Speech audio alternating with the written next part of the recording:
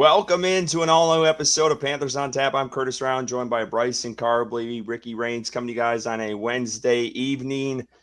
Back-to-back victories here in Carolina. It's been a very long time. Panthers are 500 after week 6. When's the last time we could say that, boys? Man, it feels good to be a Panthers fan right now. How y'all doing tonight? Amazing. I really it's hard to put in words what it feels like to be 500 for the first time in what feels like a decade. I'm glad we haven't retired as a podcast and we're still here able to talk about this fun time. Hey, I like that too, man. I'm glad that we prioritize things well in our lives and are able to enjoy this stretch of winning. But, Bryson, you said it. You really can't put it into words. What if we put it into song and video, boys? So we just do that? Hit it. Yeah, let's do that.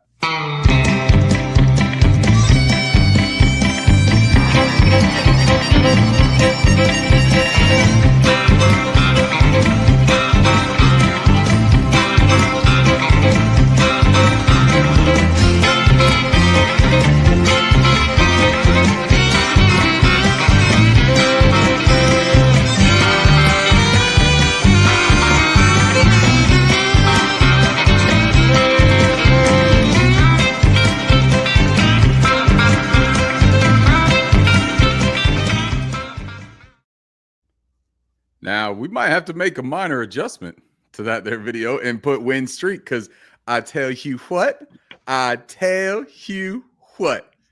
a Carolina Panthers win streak, baby. How's it feel? It feels good to me, man. I'm living the dream. I'm on cloud nine. The Panthers are 3-3, and we've got a winnable one this week that we're going to talk about. We get to talk about the win, though. Sending the Cowboys home, man. Look, we joked about it last week. You know how many Walmart stickers probably fell off of their brand new Ezekiel Elliott jersey before they walked into the stadium, and they didn't even get to wear it for one win? Man, yeah, it's a beautiful feeling, man. It really was. And to have a packed stadium full of those losers and then to go home back, and it was great. You could not ask for a better way to go out on Sunday. But let's get to our chat here. We already got some super chat. So we'll start with that. Carter's in your last episode. I said I was comfy with the staff. However, I'm more comfy with our O-line, running back, DBs, special teams, and front office rather than Canales and the coordinators. First off, thank you, Carter. $4.99. Appreciate you. We'll get to what we're drinking here in shortly. Sorry, guys. I already messed that up. Glad to have you in here, Carter. But Carter, we'll talk about it. So you definitely have a liking to the players. I'm curious what you think of Canales and the coordinators. I don't know what you mean by that, but I'm curious. I thought Canales called a really good game. We'll dive into that a little bit more. I thought that Ejiro Evero has been calling good games the last couple of weeks. So, and then the player-wise, I agree with you. I think a lot of these rooms and players have played really well. Any other thoughts, guys, that chime in on this super chat? No, I mean, for sure. Oh, sorry, Bryson. No, you go ahead, Ricky. No, for sure. I agree with what Curtis was just saying. I thought that this was honestly Dave Canales' best game that he's called as Carolina Panther head coach. And I don't like when everyone tries to give like that little precursor of, yeah, but it's the Cowboys, right? It's like, okay, well, the Cowboys took the Eagles to the wire in the season opener, right? The Cowboys are still a very dangerous offensive team, even without CeeDee Lamb. And the Cowboys have had our number the past few years. So, coming into this game, there was more pressure on Carolina than there was Dallas. Dallas didn't feel pressure in this game. And I think that this is a testament to what Carter's talking about. The players have this self-pride in this unit, man. They've talked about it wanting to be a team or a player-led team. It's showing up right now. And no matter what kind of doubts we might have had about them or the staff beforehand, dude, buy in right now, man. This is a really fun time. Just ride the wave. Yeah, one room that sticks out to me in particular that Carter listed is the offensive line. Banged up, missing 50%, over 50% of the offensive line. You have, a backup at center, a backup at right guard, and a backup at right tackle in this game, and they went out there and mauled. So I was super impressed with them, and of course, Rico Dowdle. We're going to get into him, but But yeah, I agree, Carter. All of those rooms have been playing pretty well. Special teams, I would say, has a little room to grow, but the other rooms definitely have shown up to this point. All right, let's get to the other chat here. Miss Rain's coming in. Ricky's mom, another Black and Blue Sunday in Bank America Stadium. Phenomenal win with the fan energy off the charts. Keep pounding Panthers. Yeah, what's up, Mom? A professional, we're here. Keep pounding. Remy's in here. Ricky loves Ricky. All caps too. Look at that. Zachary Hinnant with the trophy. I think that is. I can see that right. That, Zach. Hemi Hardaway retweeting our stream. I appreciate you, sir. Him. Tony Salazar coming in. Good to see you, Tone. Belk, let's go, boys. Cabernet. I'm not going to even try to pronounce Cabernet Sauvignon. Thank you. Taylor, like that. Like that, Steven. Like that. What's going on, fellas? Appreciate you, Pyro Master. Making true money, fellas. We got Low in here as well. Appreciate you two. May have been down, but Panthers on tap is up. Amen to that. Hey, man. Let's go, Low. Let's go. I love that. Hey, have y'all seen Low's? Low got a new setup, man. He's down in like the man cave for his show too. That thing is sweet, man. He's got a nice setup over there at the new place. Keaton, can I get a yeehaw? Come on now. Yeehaw! See, I'll make a fool out of myself because I already look like one with this damn thing on. So, like, I don't have any pride anymore, you know? I'll tell you what, I love this. Austin, dog, I mean, I know your handle on Twitter, too, but finally catching a live episode. I'd love to see that in the chat, as always. What up, Oz? Good evening, fellas. Another Remy. Hope you're all doing well. Oren Wheeler, let's go, boys. Great team win. Let's get a winning record in New York. Yeah, no one's going to complain about that whatsoever. Salesman in here. Offensive motherfucking line. Appreciate that. Yeah. Hell yeah. Hog mollies, baby. We'll talk about it. Rocket also retweet, reposting the stream. Appreciate you. I saw Corral and thought there's no way y'all bought Maddie on. B pays, my guys, fuck them Jets. Hey, man, we'll talk about it. We'll get into them later. Ricky's got statistically speaking. We'll dive into that too as well. I do want to. Shout out to Curtis for getting the name right. Dang, Curtis, that was quick too. Hey, see? Last week too, man. I got it right. I'm on a roll. Panthers find their pocket, we find ours, right? Exactly. I want to shout out for Panthers fans only. I met them at the tailgate this weekend. A couple of those guys from their podcast, great dudes. They're the ones who created the Carolina Reaper shirts that Bryson has on. That the coach who's escaping me his name right now actually wore it. Bates. Yes, thank you, Bates. Put it on. Love what they do. Hey, look at that. We're best friends now. I appreciate that. Hey, what are we drinking tonight? What do we got going on here? We got 2:30 here listening in already, and we haven't even hit what we're drinking. Bryson, what are you rolling with tonight? Yeah. Last week I was real hesitant on like buying a bottle of wine, and I was like, man, I'm just gonna do this little drink because I was excited about the win, but it was the Dolphins, and I was like, okay, we'll see what happens next week. This week we beat the Cowboys, so I was like, fuck it, I'm getting a whole bottle of wine. I don't know if I'm gonna drink it all. I can already like feel a headache coming on. It is champagne. I made sure of that. So I'm chugging this right now. It is super sweet. So I might have to go downstairs and grab a beer here in a minute. But you can just say it tastes like shit. You can say it. It don't taste bad. It's just very, very, very sweet. So yeah, I'm gonna drink that and then maybe get into some beer, some Michelob Ultra.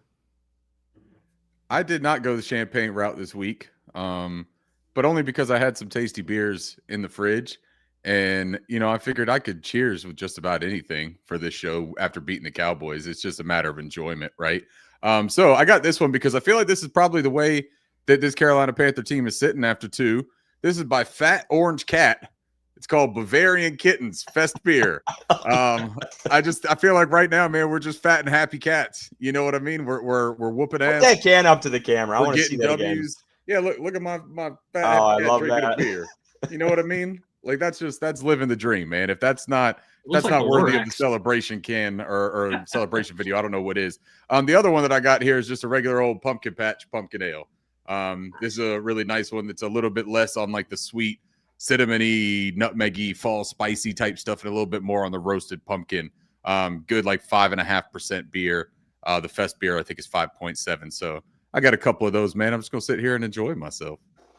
Yeah, you guys have seen, I've been sipping on champagne that I still have left over from last week. And then I also have some Diet Millers from when the Brewers whooped the Cubs' ass. So I'm still drinking on those. Sadly, they're down. Sadly, they're down 0-2 in the series versus the Dodgers, who just buy championships. But let's get into the game tonight. That's what we came here to talk about. Let's go to the overall observations, gentlemen. Give me one thing that kind of stuck out to y'all. Ricky, let's start with you on this, and then we can kind of ping pong around and just talk about the game overall. But just initial thoughts on this one. Initial thoughts, again, I'm going to say just dominance in the trenches. I think that offensive line, man, the way that they opened up holes, we've all seen the screenshot at this point, right? Of the power run that literally, I mean, our friend Kev from the 4-man rush, you know, he drives 18-wheelers for a profession. And there was like a superimposed 18-wheeler driving through this hole because of how big it was. And Kev was like, yep, I could drive mine right through that. I drive my rig directly through that hole they opened up. This offensive line did a terrific job. Cade Mays, again, getting the start. Brady Christensen, again, getting the start.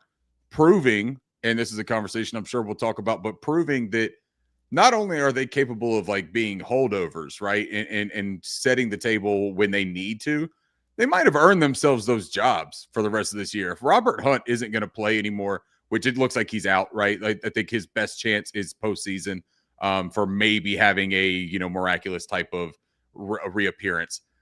I think this is Cade Mays and Brady Christensen time, man, and I think they've earned it. I don't care about who they've played against. You still got to go out there and beat the people that are lined up on you. And these guys are doing it. The tight ends, I'd like to give a little bit of credit to Mitchell Evans and Tommy Tremble. Just when I talk about the trenches, man, I just mean everyone that was involved in the blocking game in this game, man. Bryson Tremaine, outstanding. I thought Xavier Legette had another nice game run blocking. I just think that this team is buying in and that Dave Canales is hitting his rhythm. But it all starts with the execution being possible by this offensive line, whether it's pass protection, opening up holes on the ground. They're doing their job, and it is making everyone else's job possible. So shout out to those guys. Yeah, I'm glad you mentioned before Bryson jumps in here, Bryson Tremaine.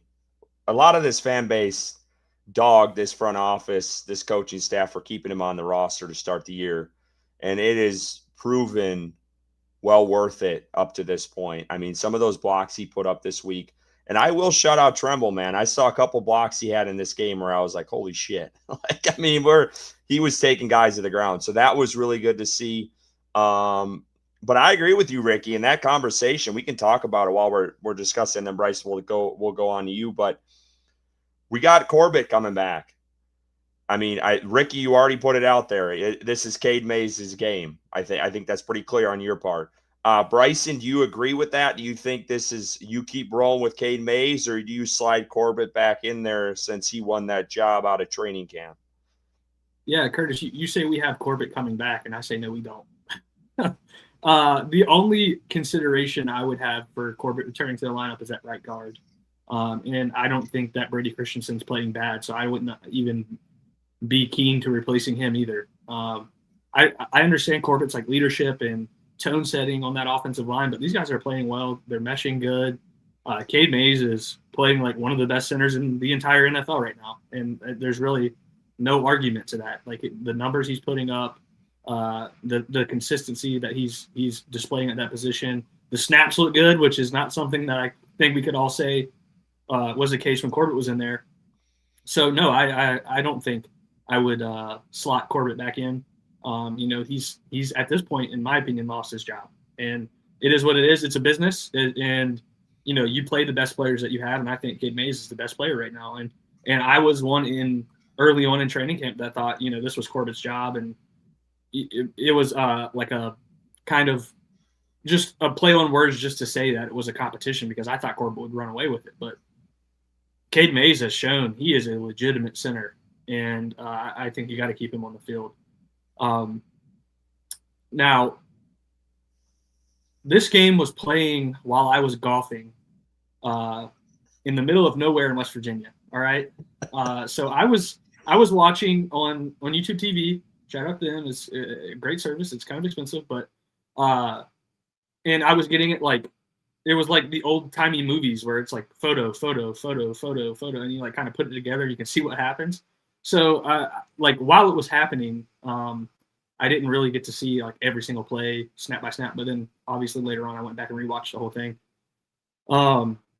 I think, Ricky mentioned the offensive line, and they deserve their flowers, but the defensive line, what they did in this game, holding Javonte Williams, I think it was 29 rushing yards, a player that was, electric for the first couple of weeks, really surprising a lot of people in Dallas. Like, he's a legitimate running back, and to hold him to what they did for 2 weeks in a row, they've been an elite run defense, which is crazy to say what we're coming off of last season.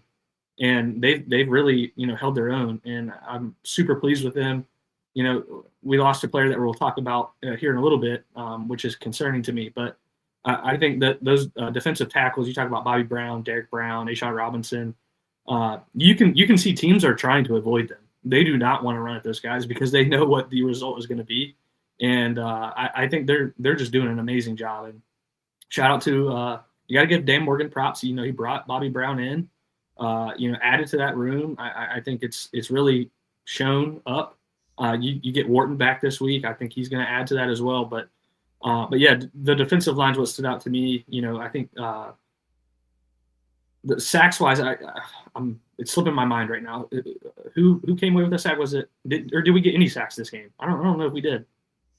I can't recall. But yeah, I don't think we did. But even without that, just the run defense in and of itself is enough to really change an offense on the NFL level. If you can't run the ball and you're forced to pass, teams start keying in on that. Now, Dak Prescott and George Pickens did have a good day. I mean, there's no doubt about that. They did their thing. They're a top 5 offense in the NFL. But at the end of the day, Carolina went blow for blow with them and ended up winning. So super ecstatic, man. This was a win that I felt really good about. And I think Carolina earned it. It wasn't some fluky game that Carolina, was gifted. They went out and earned this win. So super excited. Sorry, I'm just trying to make a couple banners here while we're talking. But I will say this. Rico fucking Dowdle is a beast. He has earned the number 1 running back spot. We'll talk about it. We'll dive into it at some point, I'm sure.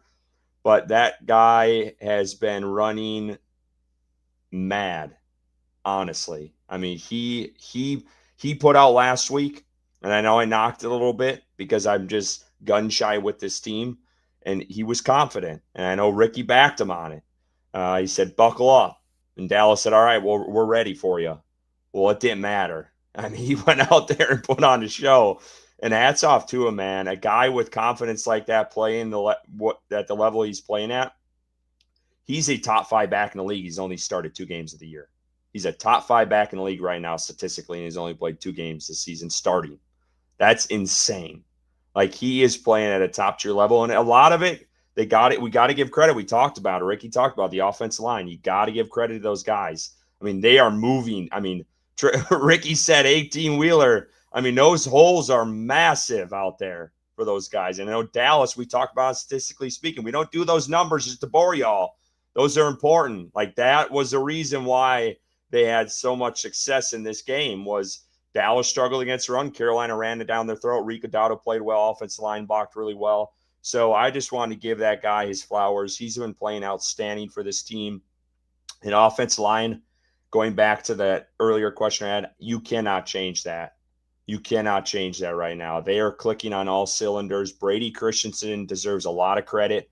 That guy has been bounced around all over the offensive line, hasn't got a ton of opportunities, and finally got his number called a couple of weeks ago and took it and ran with it. So want to give him some his flowers. Caden Mays has been outstanding. Agree with Bryce, and you cannot go back to Corbett. I don't care what you paid him, what he did in training camp. Caden Mays is locking it down in that middle. So I do want to talk about a guy though. We've all talked about Tetero McMillan. When's the touchdowns coming? When are the touchdowns coming? He got 2 this past week. Let's talk about it a little bit. on those plays. You know, Ricky said he thought this was Canales' best called game.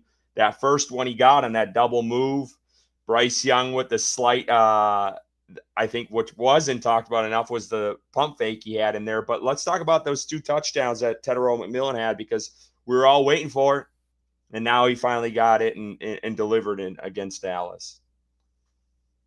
Bryson, you want to start us off? Yeah, the first one, it was really confusing to me because I thought that Tetero McMillan couldn't run routes good.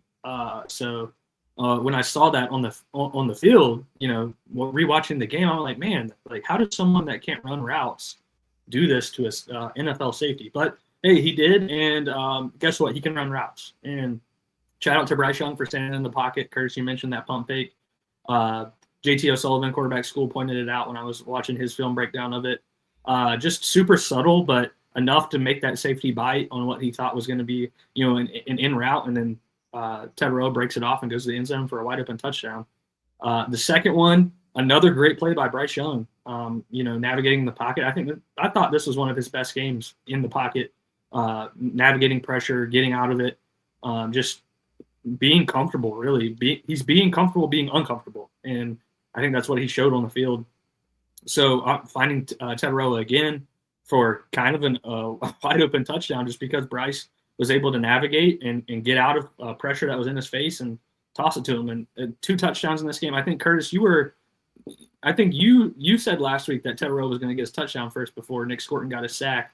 I can't remember what Ricky said, but so shout out to you for calling that. You not only was it 1, but it was 2. So impressive performance. You know, the yards weren't there, but really didn't need it. He got the job done in the end zone, and I was happy with that performance. Tetero McMillan, my favorite thing about it is that when I saw an interview, I believe it was with Vashti Hurt of Carolina Blitz in the locker room, and she was asking about why no celly, right? Like, you got your first NFL touchdown. Hell, you got 2 of them. Why no celebration there? And he kind of like looked at her and he had this response of, well, you know, I was still a little bit down about that turnover that I created, about dropping that pass and resulting in the interception. Hell yeah, man. Like, because you know what? So many other times we're doing this like silver lining congratulatory thing about like, yeah, well, you know, you took accountability. You said that you messed up. You'll get back at it. You'll figure it out, right? And sometimes you end up waiting a whole season, waiting for someone to try to figure it out. He didn't take a whole season. He went back out there. He kept his head up and he kept making plays. You talk about the route running on his first touchdown, right? The double move where he got wide, butt naked open in the back of the end zone. Yeah, it's a great route, man. He had that safety looking for his contacts, right? Like he was down there picking through Tepper's rug, trying to find a little needle in a haystack. That was a nice move. But we got to give the credit to Bryce Young with that subtle pump too, because now I didn't watch JT's film review of him. I haven't got time to check that out yet. But I imagine that he loved that little subtle fake because of the way Bryce Young, one of the things that he does so well, man. And like the things that I love about the way Bryce Young plays quarterback are the things that I think are difficult for some people not to pick up on, man. I'm not saying that you have to be smarter to understand them, but they're not showy. They're not like the big arm. They're not flashy. They're not Josh Allen dragging 4 people while he runs away and tosses it 60 yards down the field. That's an obvious, impressive thing. But the things that Bryce Young does so well for me, it's the beautiful way that he plays and approaches the game. Nuances, subtlety, the timing of when he does things, manipulation with his eyes and body movements. I saw that throughout this football game against the Dallas Cowboys, man. This was a great example of it. But then he finished the play with an accurate ball. A lot of times, man, we have asked this from Bryce Young. You do everything right until the throw, right? You got to nail those throws too. He stood tall in the pocket. He threw that one. The one he threw to Rico Dowdle later, he had an opportunity, outside pressure coming at his outside shoulder. He had an opportunity to do something that he has done many times, and that's spin backwards away from it, to flush out of the pocket by spinning with his back turn. We have seen Bryce do that very, very often. Instead of that, you can actually see him pivot his head real quickly, just a 1-2, and he notices there is nobody in his peripheral in front of him. So he stays square, turns his hips, and keeps his eyes down, and he delivers a strike to Rico Dowdle wide open. XL was wide open too on that route that he would have been able to see because of the fact that he stayed square as well. Again, shout out to Dave Canales. Absolute, like, just mastery there on the concept of that play. The third one, though, what I loved so much about this, it was a really quick developing concept because of where they were on the field in the red zone within the 10, right? T-Mac, man, shout out to him because he played a little bit of almost like power forward there on that route, right? He wasn't the primary. I don't think he was the primary read on that route. But what he did is when he got him to the back, when he pushed him up against that out of bounds line in the end zone, he reinforced separation because I'm bigger than him. And I loved it because, he talked about Deron Bland being a terrific player when he was asking about the secondary. He was one of the players that he shouted out. That was a touchdown on Deron Bland. And he could say, hey, he's a terrific player, but guess what? So am I. I just got mine on Deron Bland, and it was my second of the game. But Bryce Young, what he did there, he felt that pressure instantly. And again, what did we talk about just a second ago? Subtle body movements, man. The little bit of that shoulder shimmy, right? That real quick shoulder shimmy, step in on that front foot, deliver a strike to T-Mac. There was no one that could have jumped that because Bryce put it where it needed to be. Very similar to that throw to Hunter Renfrow, right? Like, this is the stuff that we have been waiting on for Bryce Young. This is the stuff we've been waiting on for Canales in this offense. This is absolutely what I have been looking for. And shout out to T-Mac getting on the board, not once, but twice, and recouping off of that first mistake. I want to go to that, Ricky. Great segue. That fourth down play to Hunter Renfrow was an elite throw. Nails. I mean, you could not thread that any better. And Renfrow could not come up with a bigger catch in that game. I mean, you're talking about hairs. I mean, we're splitting hairs on how thin that was, margins of between the linebacker and the corner, I think, on that play, or the linebacker and I don't know. It was very close, though. And that goes back to our conversation last week. I get it. We don't have to compare them all, the entire franchise as a whole. But Bryce Young, again, is clutch. He comes up big in big moments. His 8th or 9th game-winning drive he's had now in this league?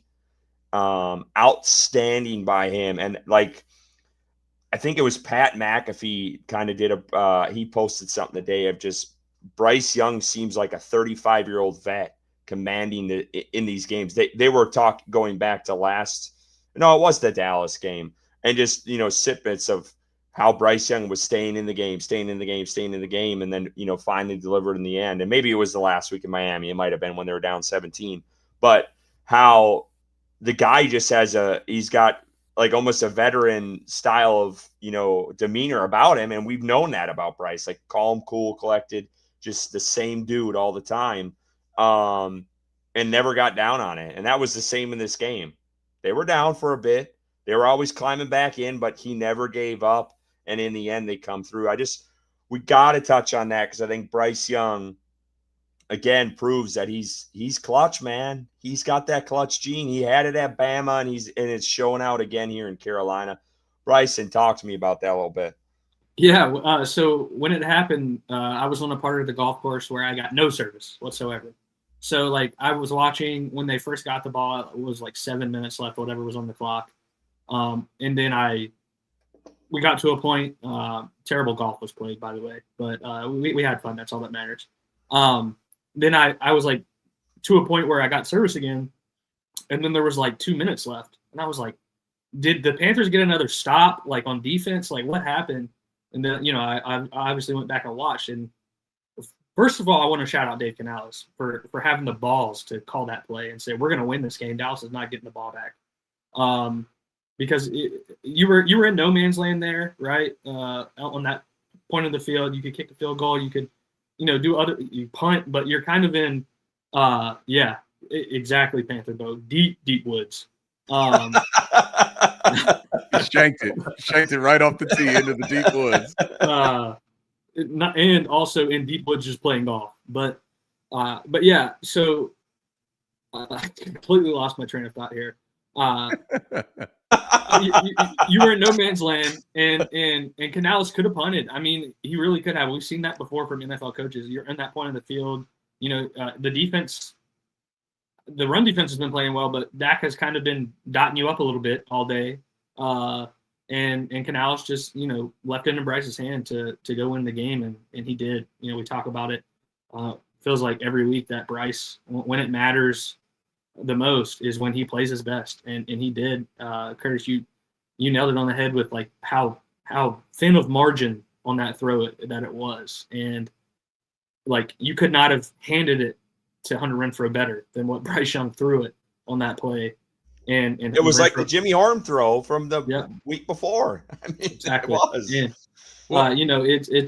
it was impressive. I mean, my goodness, they don't win the game if they don't get that. Like, Dallas is going to go down and score and win the game. So and I don't know if you guys saw the stat. I don't mean to jump in here, but Bryce Young is like, his fourth down percentage is off the charts. It's like top 3 in the NFL right now. It's crazy. He's like number 1 on like every stat when it comes to fourth down passing the ball. I think besides like 1, which is crazy. But yeah, I mean, Bryce, great game. Comes up clutch when you need it. You know, let's put these together. Let's continue to stack these. You know, we're going to talk about our opponent coming up here. It's another great opportunity for him. Let's talk about that play from a Canales standpoint for a second. Because, you know, we're sitting here, we're talking about that being his best called game. I listened to him during his presser today, and he was talking about how everything just has to work together, right? How like when he's called through his plays, he's in his headset and he's talking to Brad, right? And he's like, Brad, I've gone through this. You've got the full play card. I need you to look and tell me how this looks against this coverage, right? You got the eye in the sky up there telling you out what the coverages are, and you're trying to find it's an equation, man. It's a constant battle and a matchup thing that you're trying to work out. That Dallas Cowboys coverage that they put out there, from a historical tendency point of the year and a half that we have with Dave Canales at the helm right now, and with Bryce Young at quarterback, they've run that kind of formation out there on those short plays. And it has almost always been a quick out from that slot receiver, whether it's Adam Thielen, Hunter Renfrow, Coker, whoever it is that you got out there. They have run that quick out so often that man in off coverage right there in that situation. And that's what everyone pointed out to, right? It was like Bryce read that and he saw off coverage, but also it was the concept, man. They knew that what they were doing is they were calling a tendency buster. They knew, Canales knew that when they lined up like that, he's like, we got them, guys, because they've done their work. They've studied their tape, and they know what they're coming at us with. And they're doing it because they want to be able to jump that out route, and they think they can do it.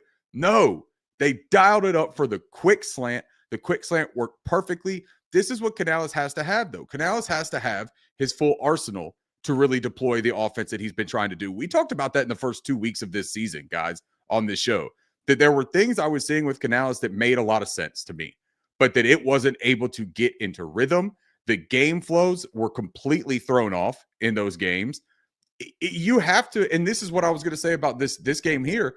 It was a lot of fun for me and actually like really meaningful for me to see this Panthers team be able to win a game going blow for blow. Because Bryson, you touched on it, right? Like, yeah, they were trailing at times, but it wasn't like a deep trail. They weren't down by multiple scores. They were down by 17 points, right? Like this game was in hand at all times. Like either one of these two teams could have won this game at the turn of 1 or 2 plays. Like that was a regular football game that the Panthers, I don't think, have been in for quite some time.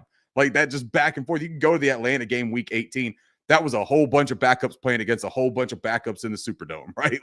Like this, or not Superdome, whatever the hell they call that fucking place in Atlanta. Toilet bowl. Yeah, that shit bowl, whatever it is. I don't care. The hell with Atlanta. That place is beautiful. And they have better concession prices and all that stuff, but fuck them. This was the opportunity, though, to see a emerging competitive football team go up against a team who has won way more football games than we have in the past decade. They haven't won many more playoff games than we have in the past decade, and that's their big old problem. But they have won a lot of regular season games. We haven't experienced that success. We had to come and win this football game, and they won it in a competitive manner. I love seeing that. I think that serves the team really well. I think it serves the coaches really well because they have game tape. They can go back and say, these are the scripts that we hope to be in, guys. We hope to be in competitive football games going forward, not getting blown out, right? I would love every game to be 30-0 Panthers. That's highly unlikely, right? The last time it happened was again against the Falcons. Maybe we'll get another one later this year when we play the Falcons again. But that's the only time that I want to pencil in the ass whoopings for sure, because, you know, we are their dad and all that kind of stuff. We're the ones that make the house rules when it comes to the Atlanta Falcons. But for every other team, we still have to earn our place. We got to go up there to New Jersey or wherever it is. I don't even know where they play. Is it Jersey, New York? It's somewhere within that, you know, sanitation area that we have to go in there and try to win. So I'm excited to do that this week. Jeez. Yeah, I know. I'm fired up, man. I told you, you give me a win streak, dude. I am full of piss and vinegar. Hey, let's hit that music again. It's been a while.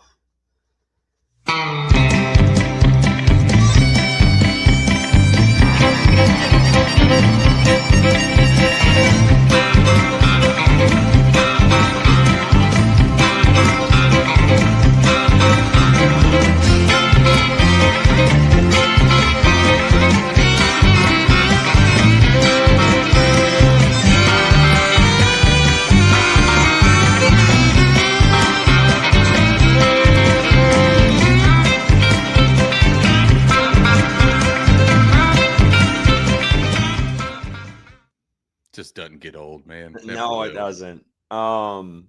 Let's dive in here to the defense a little bit. Bryson, you touched on it earlier on here. But I want to go to JC Horn here. So JC Horn late in the game calls his own number, says I want to go against Pickens. Mike Jack was kind of struggling in this game. Pickens had a couple good plays. He even had one on JC Horn where JC Horn kind of extended out, tried to dive for it. He rips it off for another 20 yards or so. Thoughts on this? I'll tell you what. I mean, this is a dog mentality. If you're looking for one, let me go against their best player type of mentality. Bryson, let's start with you on this. This is something we've talked about on this show numerous times. Of why isn't JC shadowing a guy? Why isn't JC playing their top receiver? And Canales kind of touched on it this week. Of that's just not our defense. That we play a lot of zone, that we do a little bit of cover one, and man on man, but with the style of defense we play, sometimes that's just not how it works. But overall thoughts on JC Horn, stepping out there and say, hey, man, give me my shot here. Let's go late in the game. And just overall thoughts on his play in this game. Yeah, I think it just shows the kind of leader he is, how bad he wants to win. Dog mentality, you mentioned it. I'm the best, and I want to go against their best. And we've talked about it for weeks that this coaching staff preaches a player-led team. And, how do you support a player-led team? When your best corner comes to you and says, on that final drive, I want to guard their best wide receiver, and you let them do it, you accommodate that. I think that's doing what you preach, right? So I was pleased with it. I think JC Horn, no one doubts his drive to want to win games or to be the best corner. So I mean, it just continues to aid in that in his growth in Carolina. But what I really liked was Mike Jackson's response, where he was like, you know what, I was struggling, and listen, I know JC is the best corner on this team, and he wants to cover the best guy. I'm going to let him, because that's the kind of teammate I am. I knew I was struggling, and I'm going to pass it off to JC if he wants it. So I think that really goes and speaks to their relationship as cornerback 1 and 2 on this team. There's no I want the shine. I want to guard the best wide receiver. This is a locker room that you can tell has meshed together and really support that brother mentality. I'm down, and my brother's going to come pick me up, and on this final drive, he's going to lock you down. So I like that a lot, man. And I think it just speaks volumes to Mike Jackson's response as well when he was asked. So shout out to both of them, man. Yeah, I saw a lot of what's the right phrase for this, guys? Finger pointing to Evero. I don't know that I totally think that this was on Evero. I think that this was pretty smart football on the other side for the Dallas Cowboys and Schottenheimer. And I ridiculed Schottenheimer the hire. I thought it was silly as hell. I thought that was a desperation type of hire for Jerry, looking for another puppet. And it very well may have been, and he might have fallen ass first into an actual NFL head coach. Good for them. But he's still got to win some football games. But I just thought that they came out with a good game plan. And I heard Canales again. I hate to always harken back to this presser today, but Canales, the presser, remember, guys, I've been really critical of Dave Canales, the way he talks to these pressers. I think he's his confidence level, his just feeling comfortable winning football games it is oozing out of him on these pressers, man. I Like, totally agree. I thought the same thing man, today. he is speaking with such purpose, Curtis, and like it's not coy, right? When he is saying, "Hey, I'm not going to tell you that," it's not coy about it. It's not some sort of like, yeah, I don't want the guys to know if we're going to throw 5 receivers out or if we're going to go 6 running backs at one time. I don't want anyone to know. It's like, well, clearly you're not going to go 6 running backs, Dave. Can you at least say that? But in this one, he's just sort of like, yeah, look, we're going to play who we're going to play. We're going to talk about that inside. But then he gives some real insight to what happens in that football game. He is in tune right now, man. He is locked in with both sides of the ball. This is the first time I've heard Canales speaking in a manner where he sounds like a full-on head coach to me personally. And that's not a knock on Canales previously. I just thought he was so focused and like tunnel visioned into the offense and fixing that problem area that like he was like, hey, give that to Aziro. Like that's his thing. He's going to figure it out. But now he's really in touch, man. He's getting all of it. There were adjustments that couldn't be made in game. It would have had traffic from our defenders running all over the damn place, and you would have just had miscommunications. You were better off banking on Mike Jack, who has played well, who has been fine, right? We know his limitations, and unfortunately, we saw it exploited against Miami when they would isolate him and get Jalen Waddle a one-on-one in a man coverage look. That he got him, right? Like that happens. George Pickens is also a damn good wide receiver. George Pickens beat JC on a couple of reps. George Pickens has beat top cornerbacks on NFL teams, not just the Carolina Panthers, man. Like that's going to happen, right? But what they did is they took away the run. That's the defensive strategy of this football team right now. They can't get pressures, so they are going to take the run away. And then JC coming up and asking for it afterwards, you guys nailed it. I love it. Why the hell wouldn't I like that? And I love that you brought up Mike Jackson's response to that by saying, dude, that's JC Horn. Like, don't get it twisted, man. I got over here for Michael Barrett, a 7th round pick. I was on my way to like trying to try out for any NFL team that would let me come in. Panthers liked what they saw. I fit their system. I've made a nice little home for myself here. But that's JC Horn. That is 8-ball. That's lockdown. That's a scheme transcendent football player right there. Mike knows his limitations, man, and I think that self-awareness can help you become the best player that you can be. I'll say this. I'm not surprised at it, but I love that JC Horn had the guts to go out and tell the staff, like, hey, come on, let me take this one on that final drive where they held them. And it kind of just goes back. I think, Ricky, you touched on this, like a player-led team where you had last week, Rico Dowdle out of half. Hey, give me the ball here. Rips it off 50 yards. Big game. JC Horn this week in a big moment. Hey, I want to cover Pickens late in the game. Let me cover him. Shuts him down. Like that is starting to come up more and more on this team. And you're starting to see this. You talk about culture of what's your culture of this team. You're starting to see that come to fruition in games. And it's huge, man. It really is. You didn't see that a lot last year, in the past several years, honestly. But I think you're starting to see these players take accountability and say, hey, no, we're not going to let this happen.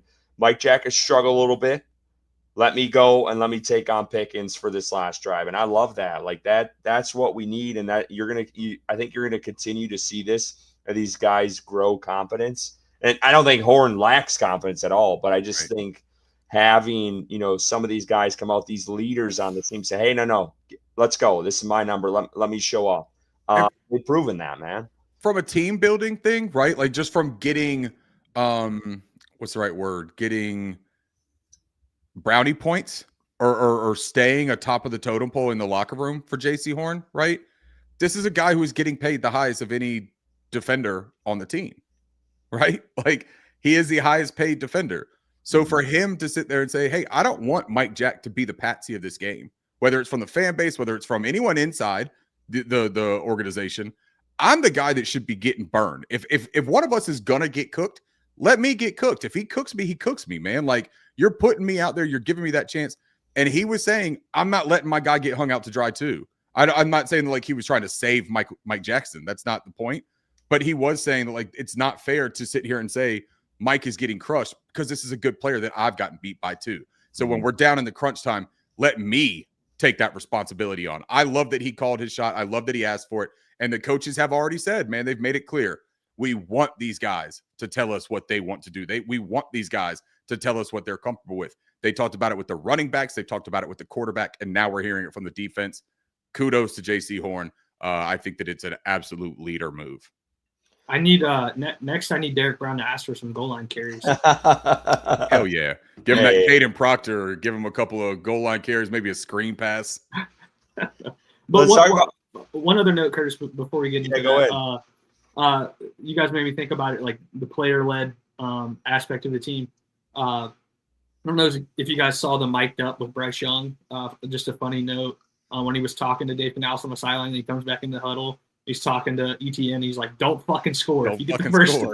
Yeah. I was like, "Hell yeah, Bryce! I love it. I like the fire." No, dude, those mic'd up moments is you got to see a whole nother light.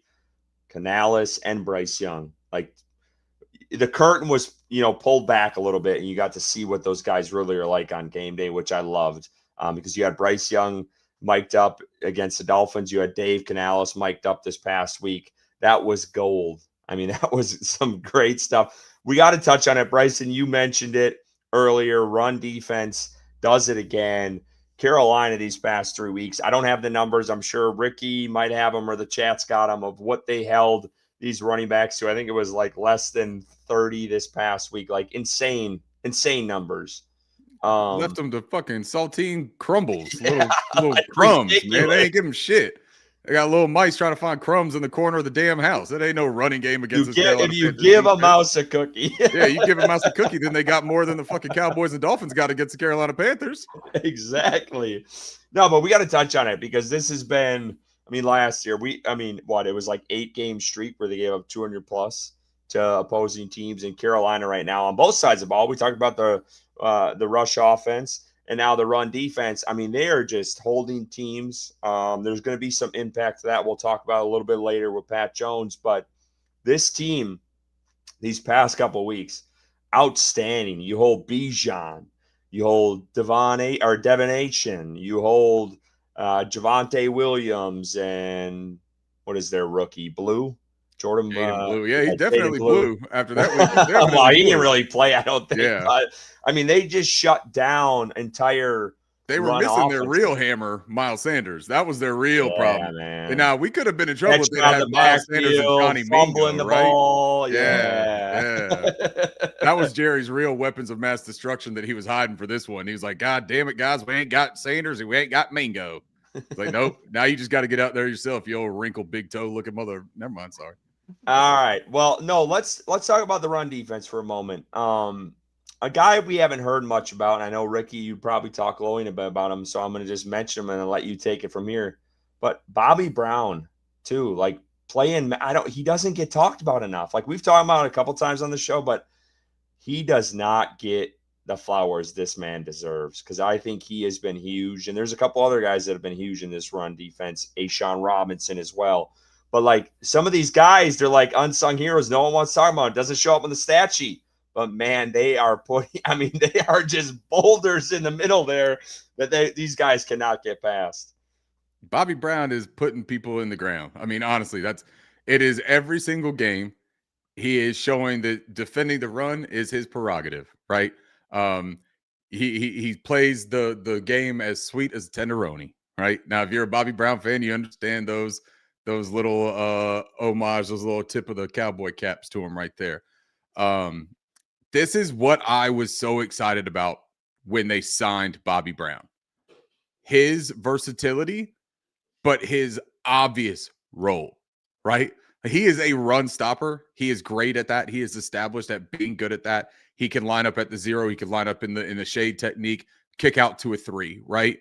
But wherever he is, and they've got reps, man, where they've got DB playing outside of him or DB playing inside of him and him on the other. That's the versatility we talked about needing to create, confusion on these fronts and to create multiplicity on these fronts. That's what he's providing. But what I love, man, is the way that he's getting to behind the line of scrimmage. His penetration has been phenomenal so far as a Carolina Panther. He is disrupting and changing that line of scrimmage on a weekly basis. And Ashawn Robinson, Bobby Brown are both benefiting tremendously from playing alongside one of, if not the most disruptive interior defensive lineman in the NFL right now in Derek Brown. Derek Brown is playing at an all-pro level of football right now. Just 1 year return from his significant injury. And we are starting to see how that kind of football player can impact those around him and impact the defensive game plan. The guys who are setting the edge, easier time when you're not having to do it against a lot of defenders or a lot of blockers that are getting to you because they're just already dismoved or displaced their guy, right? Shy Tuttle, I made a joke about this, but I said there is nothing shy about Bobby Brown III. And I mean that sincerely, man. Like, there is nothing about those two that is even remotely similar to me, or in my opinion. And so I am just very thrilled to see Bobby finding the success that he's having. I hope that people start speaking about him the way that we are talking. And now, look, I know Ashawn's playing terrific and Derek's playing terrific. We just waxed poetically about them. But I hope that people start to understand that Bobby Brown is playing a massive role in this revamped run defense that has, honestly, man, this is legitimate. The Miami Dolphins and the Cowboys are good running football teams. Don't tell me about their offensive line, because just the weeks before they were running rampant. So I don't want to hear it. This defensive line and this front has really put together some consistent football, man. Yeah, it's been outstanding. And that's why I wanted to highlight Bobby Brown, because I just don't think he gets talked about enough. And there was several plays in this game, watching it in the stadium, I'm like, man, 97 is just fucking wreaking havoc. Did you see the play with him and Derek where they both hit almost synchronized swims to get around and then converge on the runner? Man, just beautiful stuff. And, I was one of those guys, can Derek get back to what he was pre-injury? Right, and yes, he has, man. He's been outstanding. Like, he is dominating dudes. And that's even in pass rush situations too. Like, he is kicking ass. It's insane. I mean, you don't even think the guy had an injury. Like, it's crazy. Like, the strength on that man, it's ridiculous. Bryson, anything you want to chime in on this? I know you got refilled on your beer. What are you drinking now? What do you got? What do you got for us? I got the Farmer's Edition Busch Light, baby. Hey, not wrong with that. No, I've talked about the run defense when we highlighted, what stood out to us earlier. Don't have much more to add. What you guys had mentioned, man. Shout out to those guys holding it down, changing the culture. When you can't stop the run, I feel like everything else falls apart. And when you're holding teams and dominating them on defensive line and just embarrassing them and holding them to less than 30 yards rushing, the sky's the limit from there. So shout out to those guys. And we'll have a couple of stats in the statistically speaking segment that ties this conversation back and can show you some quantitative numbers to show you how good they've been at that too. I don't want to spoil that though, because that's one of the most fun segments of the show, right? We get to play the cute little intro video, and then we ramble on about numbers for like 10 minutes. It's fun. Well, speaking of the run game, let's go to the offensive side back here quickly. And Rico Dowdle named FedEx Air Ground Player of the Year. Let's cheers to that. That's great work. We didn't do it last week, Rico, when he got it. So well, we got to have a tough conversation. We had it last week. Hey, I think we were one of the first to it last week. I want to shout myself out for bringing it up. But Rico Dowdle, it sounds like Curtis is trying to get himself a win. Look at him. He's like, I need a pat on the back today, boys. Rico Dowdle, Chuba Hubbard. It sounds like Chuba might be back this week. I can't say for sure, but it seems like it's trending that way. So we had the conversation last week. Who are you going with? Who's the starter? You guys were on the fence last week. I want to know if that has changed since then. So where are we at? Is it Rico? Is it Chuba?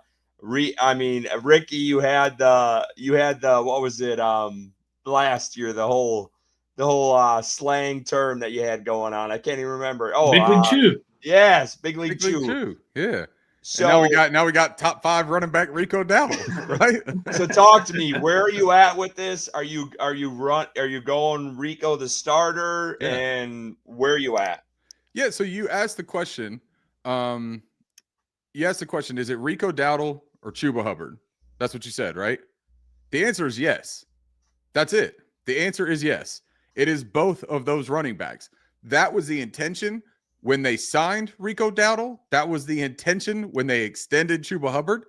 Both of these players are supposed to be significant contributors to this football team with this offensive scheme.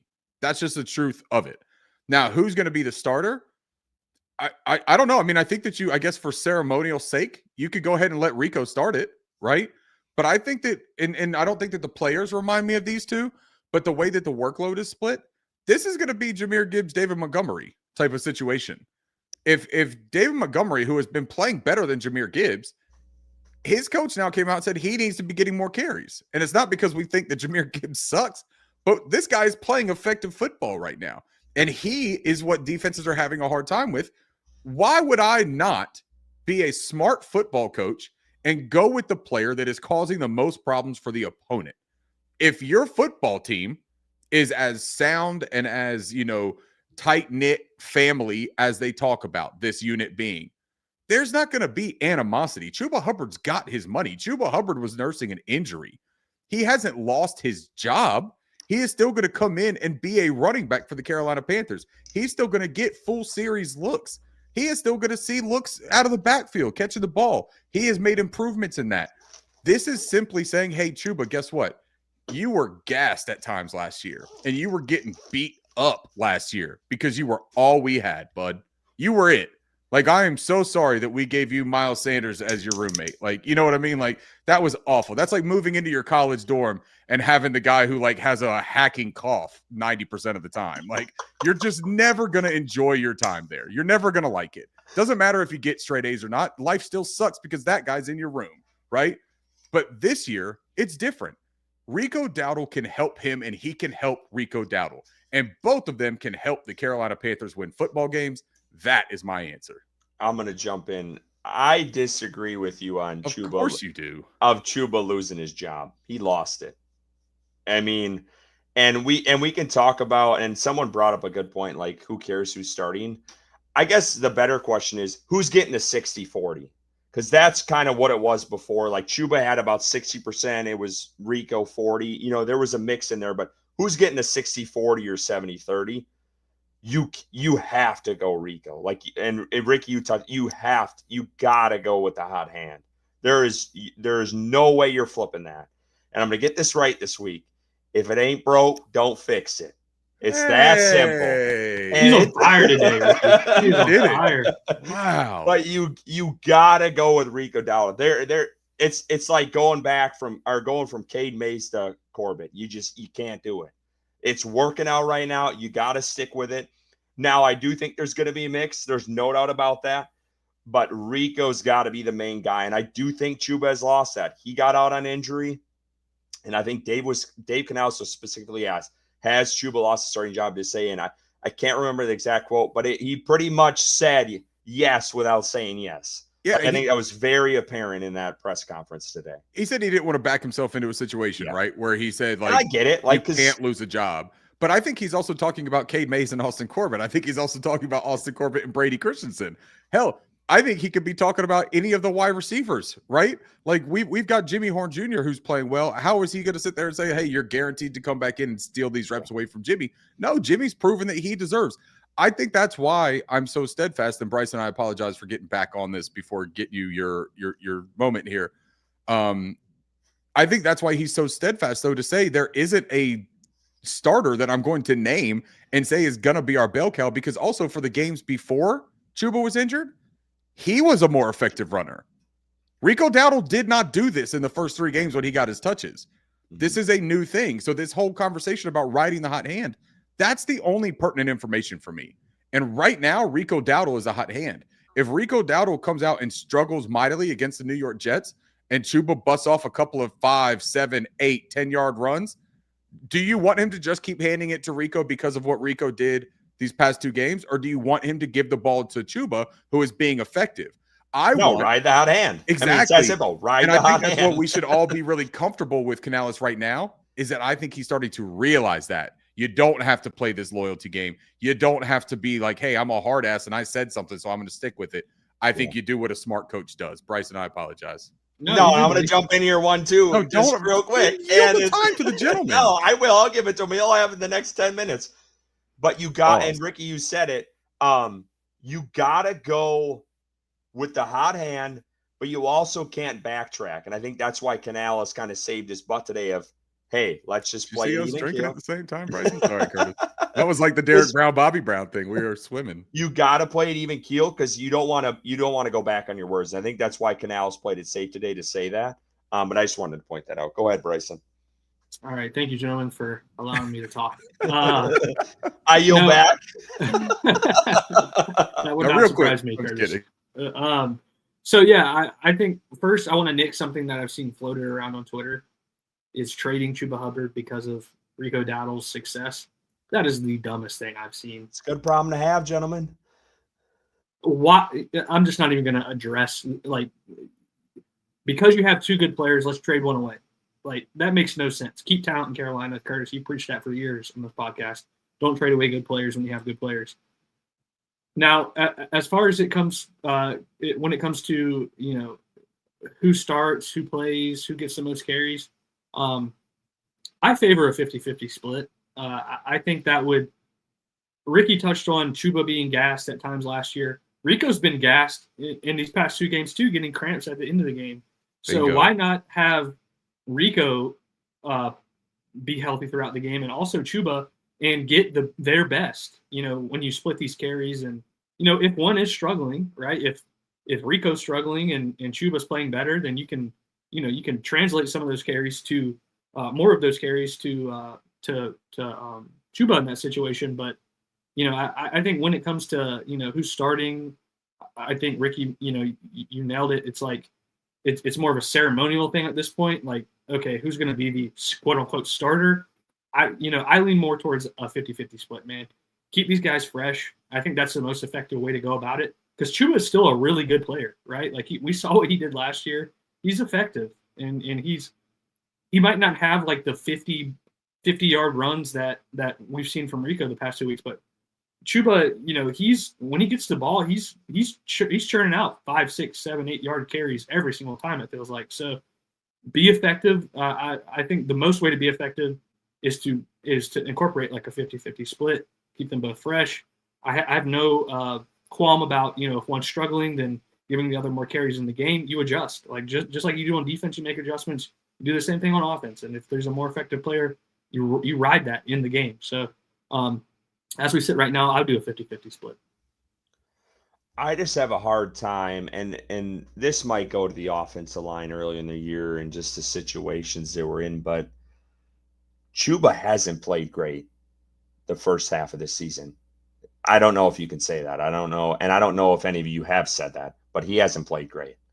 And I don't think – hold on. And I don't think Rico has played great when he got the opportunity earlier on. But Chuba hasn't been great at the start of this season. It's not been a lot. I mean, I don't even know if he's topped 100. Like, it's been teetering. So, like, Rico has put out like, Rico is a top 3 back in the NFL right now. You cannot back off of that. And I don't think it's fair to say a 50-50 split. Like, I think that's crazy right now. Like, you gotta go. This is kind of, and I don't want to compare it to this because I don't think these guys are same players. So don't take that as this. But it reminds me of when Carolina, when they signed Miles Sanders, they tried to feed Miles Sanders. It wasn't working out. And then Chuba slowly took over.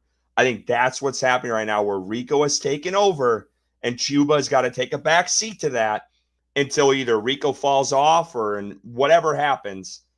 And then you might see that game. But and then I'm not saying, you know, Chuba doesn't get 40% of the carry or 40% of the offensive snaps. But I think right now you have to go with Rico majority of the time. He is playing outstanding right now. And you have to roll with that. And I think it's a mistake if they do that. And I like I said, the offensive line, like, I think this is a different offensive line than you had weeks 1 through 3, obviously. And they played pretty well. And the whole situationship of how they've started games and they're not falling behind these last couple of weeks has played into that. And, you know, Chuba might be rolling once he gets into that situation.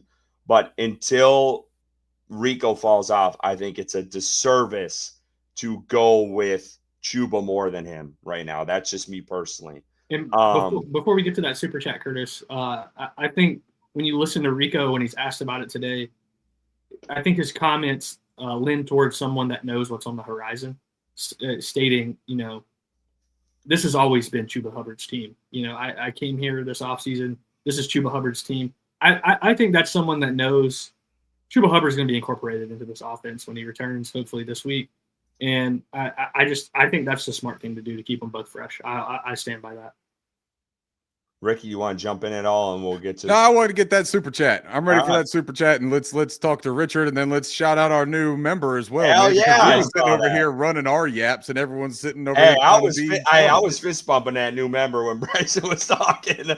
$10, Richard Baldwin. It's a first timer super chat, so we appreciate you. Thank you, sir. Appreciate you, Richard. Cheers, buddy. Appreciate the podcast, fellas. Winning feels good. Keep pounding Panthers. Hey, man, we appreciate you, Mr. Baldwin. $10. Again, folks, super chat on YouTube, little money icon. Take advantage of that. We would appreciate it. So we thank you, Richard. There's also that QR code, and that goes to our next new member. And I love to see this. Oh, yeah, great. Ray Fornish, cheers to you. Ricky, finish your beer. You've been milking that thing for another last hour and a half. This is my second beer, little fella. Yeah. Please. Got to give Ricky shit. Remember when you like the victory song? I get a new one anytime that thing rings off. I don't care where I am in the drink. I'm getting a new one. Ray Fornish, we appreciate you guys. Hey, it's very simple. You see that QR code in the upper left-hand corner. You scan that. It'll take it to our YouTube channel. YouTube has made it very secretive to become a member. I don't know why, but all you got to do is it's next to the talk about it like it's the fucking CIA or something. It is, man. It's like the nuclear codes. It's hard to get. Next to the subscribe button, there's a little join button. Click that.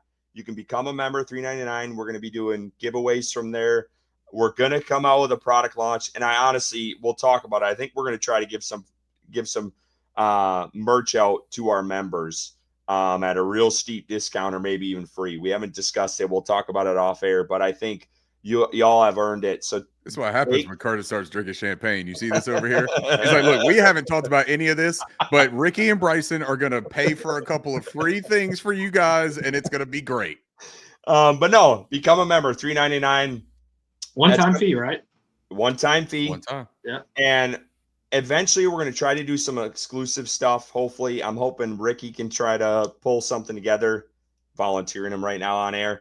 Here we go again. Because he does some great breakdowns. He already posts them on Twitter, but I'd like to get those exclusively to some of you guys because they're great stuff. And man, I mean, get this guy on ESPN already. But no, we do appreciate you guys. Again, $3.99. It's a one-time fee. But we want to shout out Ray for becoming our next member. So Ray. Appreciate you, Richard. So Ricky doesn't want to touch the Rico Dowdle stuff anymore. So we'll get look, I think I made my point pretty clear on where I stand with it because I get where you stand too, Curtis. I don't have a problem with you wanting to say that Rico has earned touches. He has earned them. My whole thing is he's earned them until he hasn't, right? And if he is outplayed by Chuba Hubbard for a week or two, that's all Rico Dowdle. I know his has been extravagant and huge, but it's been 1 or 2 weeks, right? Because neither of them played well at the beginning of the year because the Carolina Panthers didn't play well at the beginning of the year. They didn't have the opportunity to get that run game going at the beginning of the year, right? Like, so I don't know, man. It's difficult for me to sit there and make a sweeping judgment. I want the team to just do what's best for the team. And right now, I think that's Rico Dowdle getting the first look at it, the first crack. And as long as he's terrific, man, I am all on board with that. And I think the Chuba would have no problem with it as well. Going back to Zachary, I need to check, but it might be $4.99. I got to look, but maybe we're giving you guys false advertisement here. Look at this shit. I don't remember. I said it a while ago, so it's been a bit. Maybe it is $4.99. You can click join. Oh, there you go. So what is that? Because that was a question on mobile. Can you find it on mobile? But is that join one on mobile? Maybe it is $4.99. I'm sorry, y'all.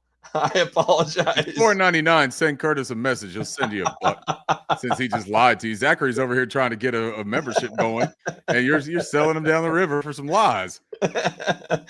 All right, let's talk about one guy who I still don't think gets talked about enough. Well, this unit doesn't get talked about enough. Zachary, I'm gonna make you a deal right now. If you pay that $4.99, I'll go get a shot. Actually, don't put my name. Already done it. So now I'm gonna go out there and I'm gonna go get whiskey at the next commercial break. I'm gonna go out there and get a whiskey and I'm gonna take a shot. So if you guys want to see me take a shot, get another one of those memberships. But Zachary Hennett, especially, you got bamboozled by Champagne Curtis over there, and that is a slick oil salesman right there. So yeah, I'll make it right. All right, there you go. Hey! All right, y'all talk for a second, boys. I'm gonna go get my whiskey. Yeah. Well, wait. We got to shout out. Well, we'll shout out Zachary when he get back. Let's shout out this. Don't put my name. Let's cheers him quick here. Cheers, Appreciate man. you. Appreciate you, brother. But Bryce, let's talk about Fitzgerald. A guy both of us have highlighted several times throughout the season. Honestly, and I talked about this with Matt, who I went to the game or sat next to at the game on Sunday. That 55-yard field goal was not talked about enough. It was windy that day. I mean, that wind was swirling at the bank, and it was raining on and off. Very small, like drizzle, but just enough to get the ball slick.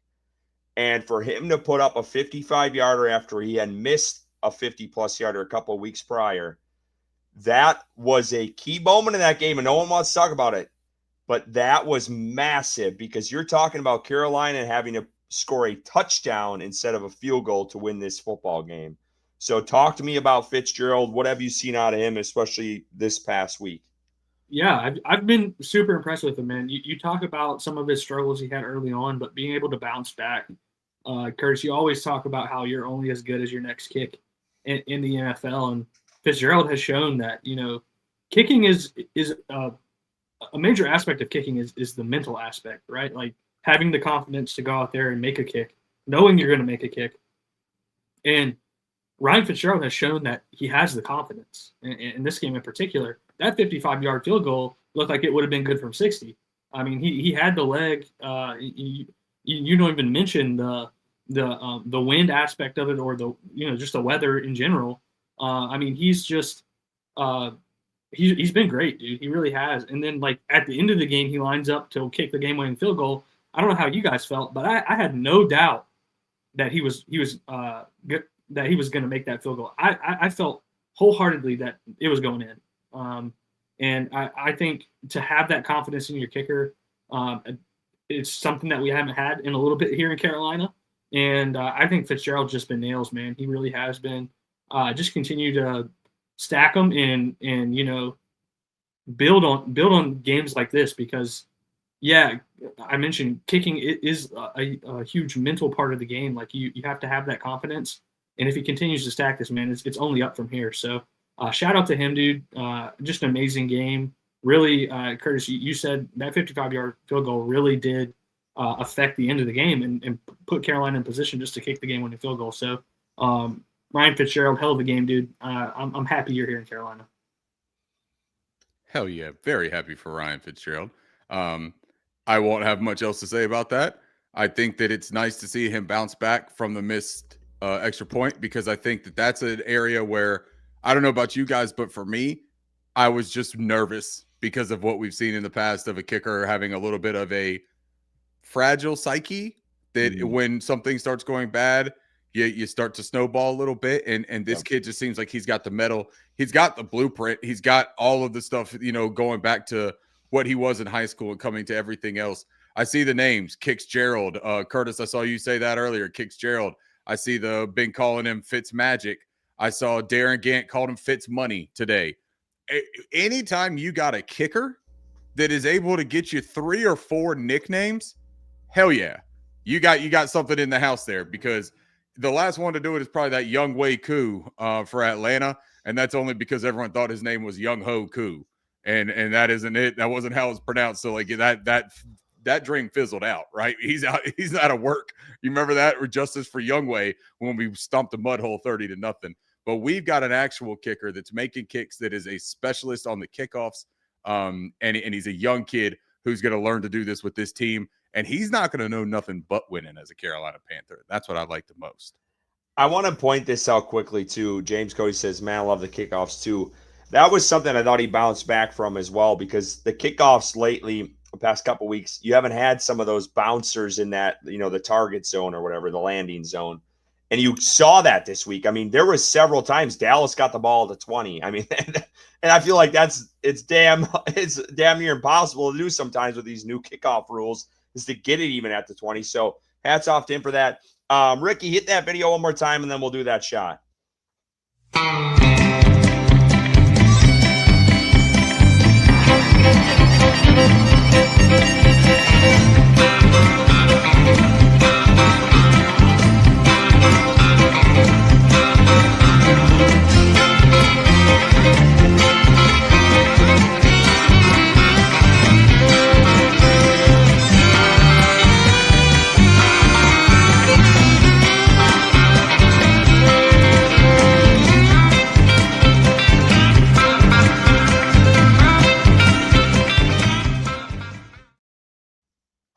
God damn, I love that thing. Well, yeah, we got to shout out Zachary Hinot here, our newest member for YouTube. We got a couple others that we'll highlight as well, but Ricky had promised a shot, and I do want to say I apologize, y'all. We're new to this membership program. We started a couple weeks ago. Apparently, it's $4.99 on our page, and it is a monthly payment. So tread lightly here, but hey, we appreciate all y'all for tuning in, for becoming It'd members. be worth it, man. We're gonna have some really cool stuff for our members. And we're in the beginning stages of it. So all of you that are in now, we're making note of that as well. You guys are kind of like the pioneer members of this group, and so everything that we start to do will come to you guys first. We're gonna have some exclusive stuff for our initial, founding fathers, if you will, of the tap room. But for tonight, I'm going to go ahead. I've got my Uncle Nearest single barrel. This was a industry pick specifically for the city of Charlotte. Uncle Nearest is a terrific bourbon on its own, but their single barrel is prestige. So I'm going to go ahead and I'm going to take a shot of this now for Zachary Hinnett especially. But also I want to give a special shout out because my mom went and grabbed a membership when she heard that her son would take a shot of whiskey if someone would do that. So that tells you the beautiful relationship that I have. What a legend. And congratulations to her as well, because she is a CPA, one of the absolute best in the business here in Charlotte, North Carolina.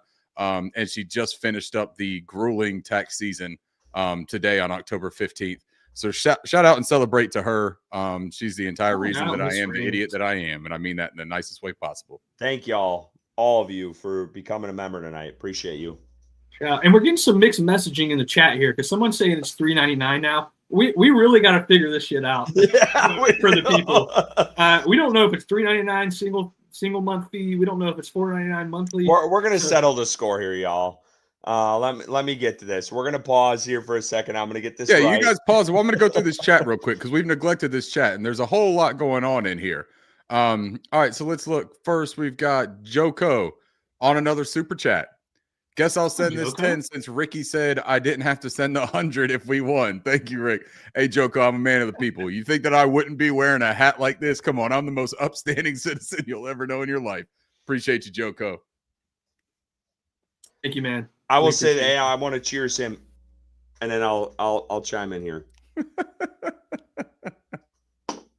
Man, someone called me a liar, and I wasn't a liar. It's $3.99, folks. $3.99. Become a member. Let's make it happen. Joko, appreciate you. $10 coming in. Ricky, you screwed up. Okay. And real quick, the chat is saying it's $3.99 on Android and $4.99 on Apple. So you got to pay the luxury tax for all of us Apple users that live in the future and don't have to worry about anything and have the pretty blue bubbles, the Carolina almost blue bubbles, if you will, and not that jet gangrene bullshit that you Androids got over there. You still got time to make the switch and pay the extra $1 for the membership, but also feel like a real member of the community. I'm just totally kidding with you guys. Hey, man, I'm on the back end. It says $3.99. I don't make the rules. But hey, we got a whole nother segment to get to. We just broke down the game for y'all, but we have a very fantastic segment. Actually, no, we gotta get into a couple other things, and then we'll get into that segment. I'm sorry, I teased y'all for a little bit here. We got to talk about some injuries and some guys coming back, and then we'll get into statistically speaking. So we talked about this a little bit. The run game or the run defense is going to take a hit this week. moving forward, Pat Jones out for the season with a lower back injury. I don't know if he's had surgery yet, but he's having surgery or has already had it. Major injury, kind of came out of left field. Had some issues, I think, Monday morning. But Pat Jones, massive for this team. This is going to be bigger than I think most fans realize. If you watch the past couple weeks when Pat Jones wasn't in there and how they struggled, this one sucks. Like Carolina, you finally get some momentum. You're 3-3. Your defense is playing well, and then you take a massive hit along the defensive line, who's played a major part in the success of that side of the ball. It sucks. Like, there's no going around that. And I get it. They drafted 2 guys. They got some rookies. But it is different when he was in there. There's no doubt about that. So it's terrible.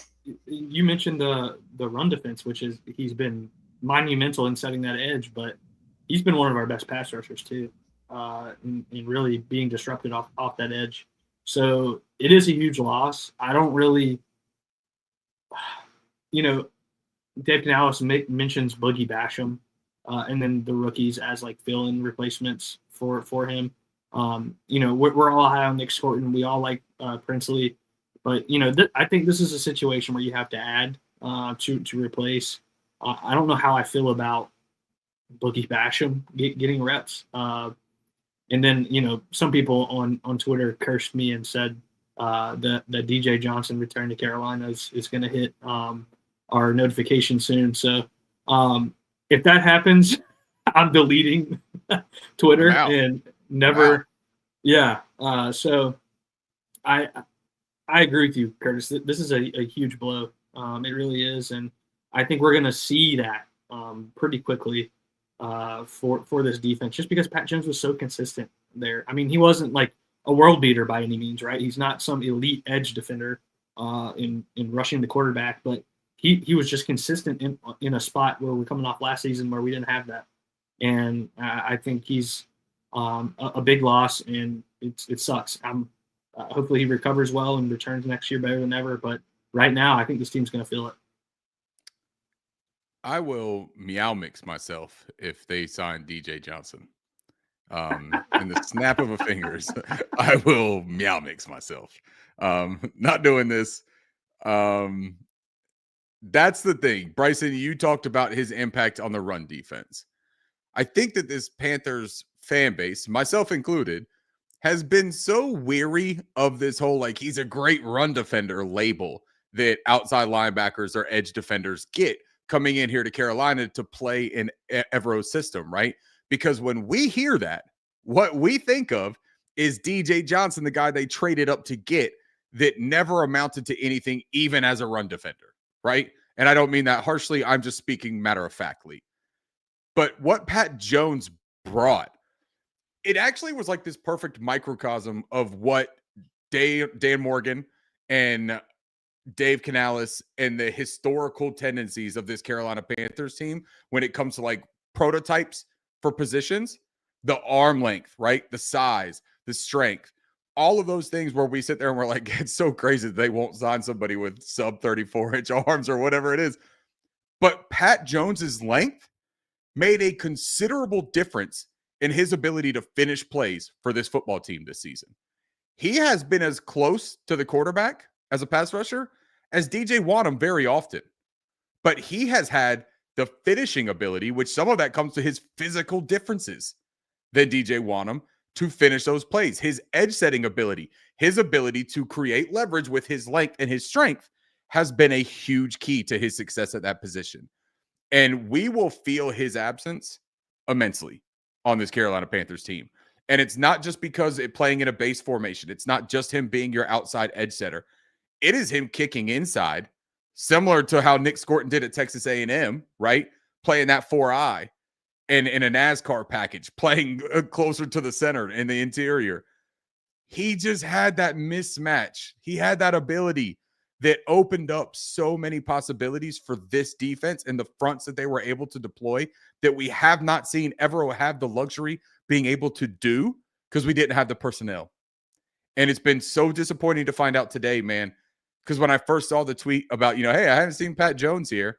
Shout out our beat reporters, Mike K, Sheena Quick, Vashti Hurt, Alex Zetlow, Gabe McDonald, everyone, like almost in unison said it.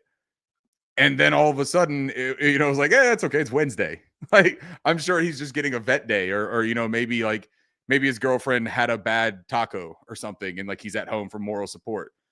But then it comes out, though, that he woke up in a bad spot on Monday. And I'm like, you got to be shitting me, man. Like, I immediately, dude, it made me sick a little bit. Like, it made me feel really, really bad about this defense. Not that like it's going to immediately turn to shit. Like, I don't think that that's the case.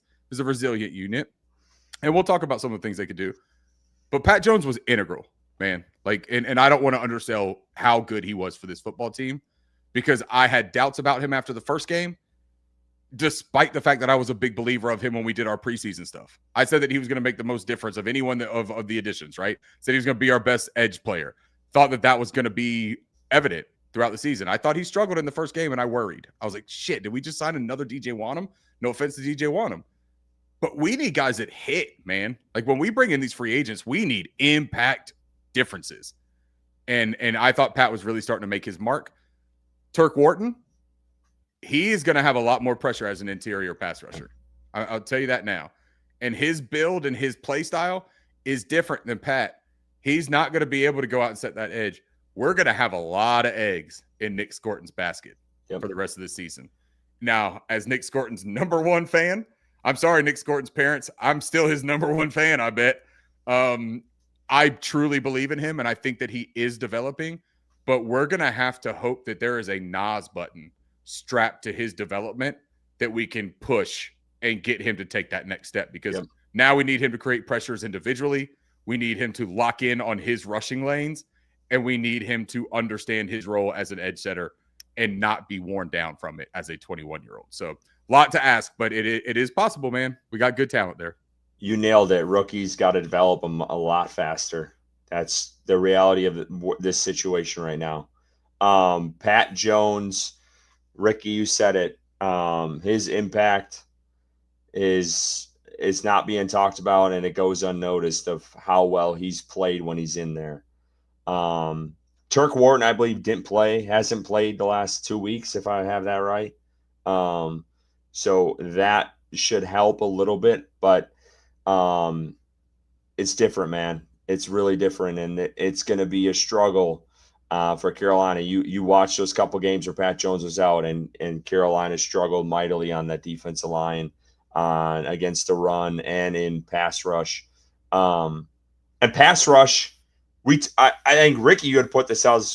This was a pass rush was a weakness with Pat Jones on there. So, like, this has become even, I mean, it's like, and I see everyone like Carolina, they don't want to put themselves in a hole, but like, you're at a spot, you've won 3 games at home, you're 1-0 in the division, you have a shot. And if you really want to try to keep that going and keep that shot alive, you might have to go out, and Bryson talking about, you might have to go out and get a guy. Like, that might have to happen, because you ain't getting him on some guy's practice squad. That ain't happening. And he poses the question for you right there. What are you going to give up? Like that, they got a couple extra, they got a couple 5th rounders next year. They got they might have to go out and get a guy. And there's been rumors, Rick, the other Ricky, the little dog guy on Twitter, before his account got deleted today, had put out that Jalen Phillips is out there for Miami. I know he's dealt with some injuries. Significant injuries. Yeah. Back-to-back injuries. There's another guy out there in Trey Hendrickson that has been rumored to be, maybe on the trade block for Cincinnati based off of Joe Burrow's situation and how they've paid him. So, like, there's guys out there, and, Bryson has had sourcing on Panthers have been interested in Trey Hendrickson prior in March. We were one of the first to put that out there. At Hendrickson and Carolina had interest in him. So, like, there are guys out there that they can go after. There's another one that's escaping me that played in Chubb, who played in Evero's system at some point. So, like, there are guys they can go after, and you'll see how serious this team is about this season. I think personally, based off of what they do the next couple of weeks, if they think they can make, some sort of a run or, push for at least a playoff spot way down the line. But I also think, and I tweeted this out tonight, look what Darren Gann wrote tonight. Nick Scorton ready to step up. I don't think Carolina is pushing for a trade. I think they believe in these rookies and they want to see what these guys do. And you're going to take lumps along the way. You're going to have that. We saw it when Pat Jones was out. Like the defense was different. It was worse. You could say worse. It's okay. It was worse. It was a worse defense. It was. So that concerns me. And I get it. Like, I know you invested in Nick Scorn. I know you, but to thrust those guys, it kind of reminds me of last year. You thrust Trevor Wallace. Thrusting. You thrust Trevor Wallace. When Curtis gets a little buzzed, he says thrust over and over. You put Trevor Wallace into a position where, he's playing way more than what they expected out of him as a rookie. And I think that's you're pigeonholing yourself into a position you don't need to get into. Man, I'm getting creative over here. Look at this. I'm just worried that here in a second you're going to be like, and if it's fixed, you need to break it. But no, like that's the thing that sucks, because Scorton, like Ricky said, like it's time. Like it needs to happen, and you need to hit the NOS button. Like it's go time. Yeah. Like they don't have anyone behind you. And I don't want to hear about DJ Johnson coming back. I don't want to hear about Boogie Basham coming back. Like, I don't want to hear about that shit. Bryson chiming in this? Hold on before we. Yeah, I have. Okay, we're way past that. All right, because this is the next thing I wanted to talk about.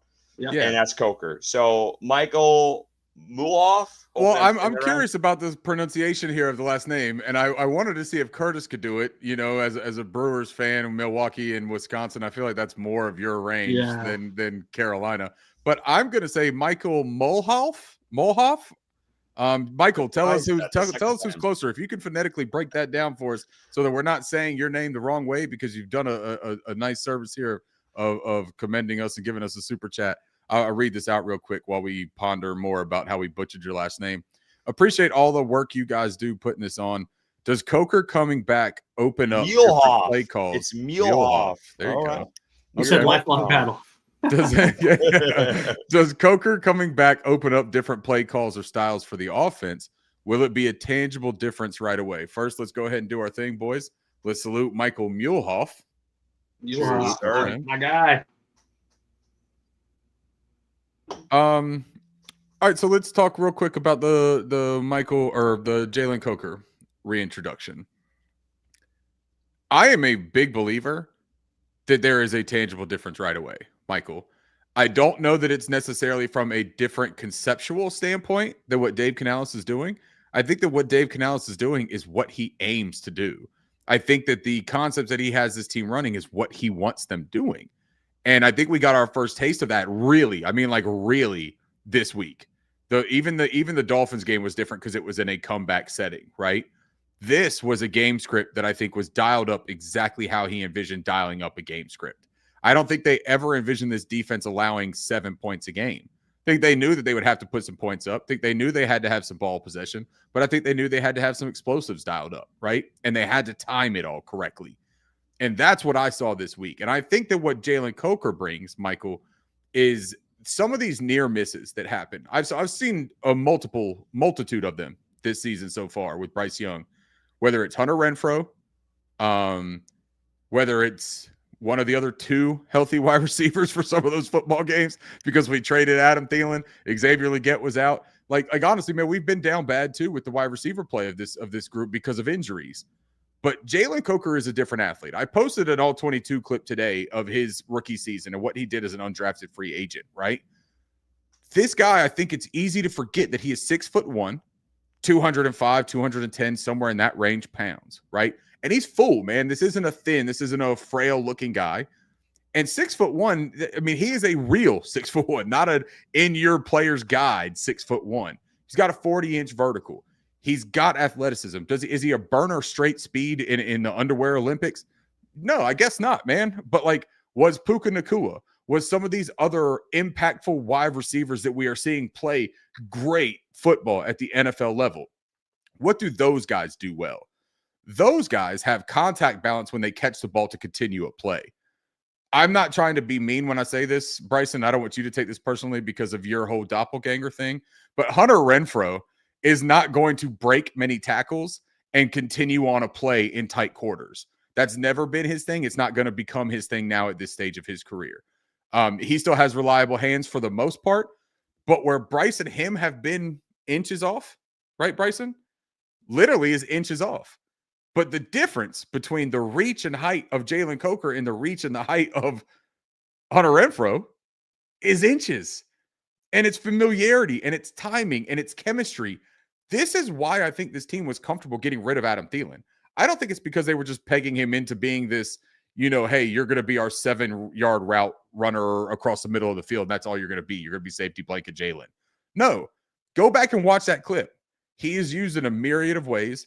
He has yak capability, and he has some of the best hands at the catch point, late hands at the catch point that I have seen. And getting Bryce out of jams, man, like reaching up and going full extension, knowing he's going to take a hit, but he's built for it.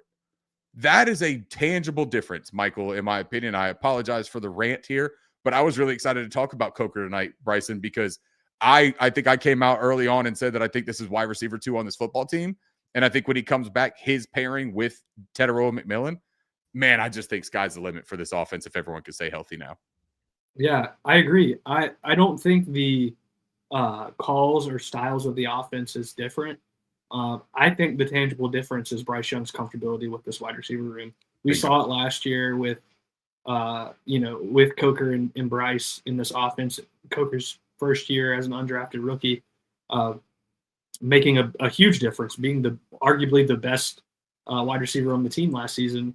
I think when he's reinserted into this offense this week, you're going to see Bryce look even more comfortable than he has throughout the first couple of weeks here of the season. So I think that's where the tangible difference comes from is just Bryce's comfortability with the wide receiver room. I couldn't have said any better. It's comfortability. I mean, Bryce Young trusts Jalen Coker. It's that simple.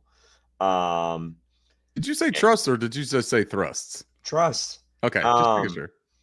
And I do, and I Ricky touched on it. I do think there's going to be a tangible difference. We saw the connection Coker and Bryce had early on in preseason here, even there is that connection. I mean, we were talking about, does Coker play over Leggett? That was the conversation in training camp. Right. And then, Coker gets hurt. So I do think there's going to be a massive difference. And I also think Coker could have probably played last week.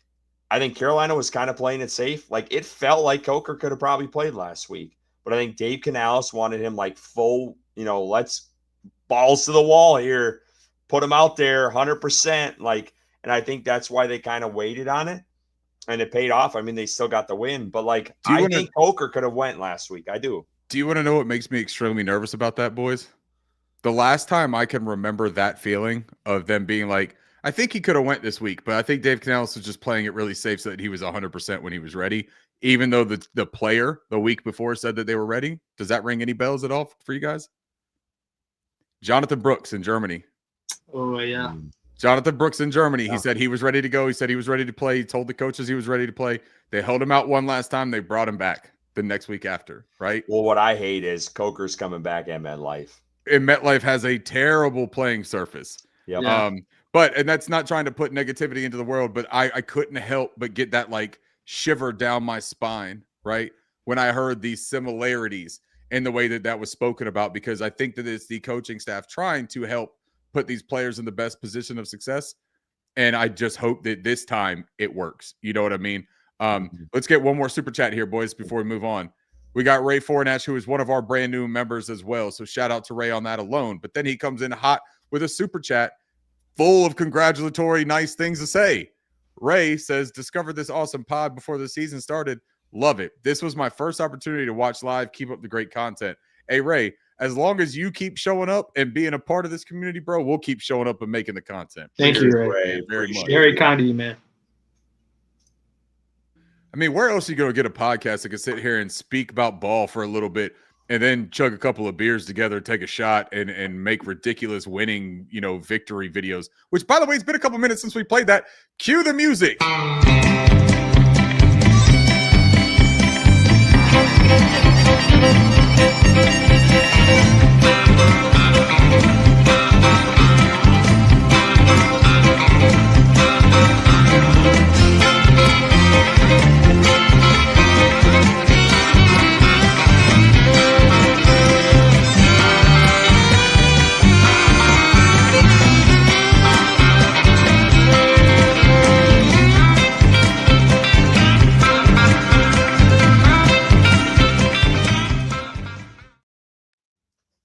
Like Sweet right. Caroline, but with like a Love that video.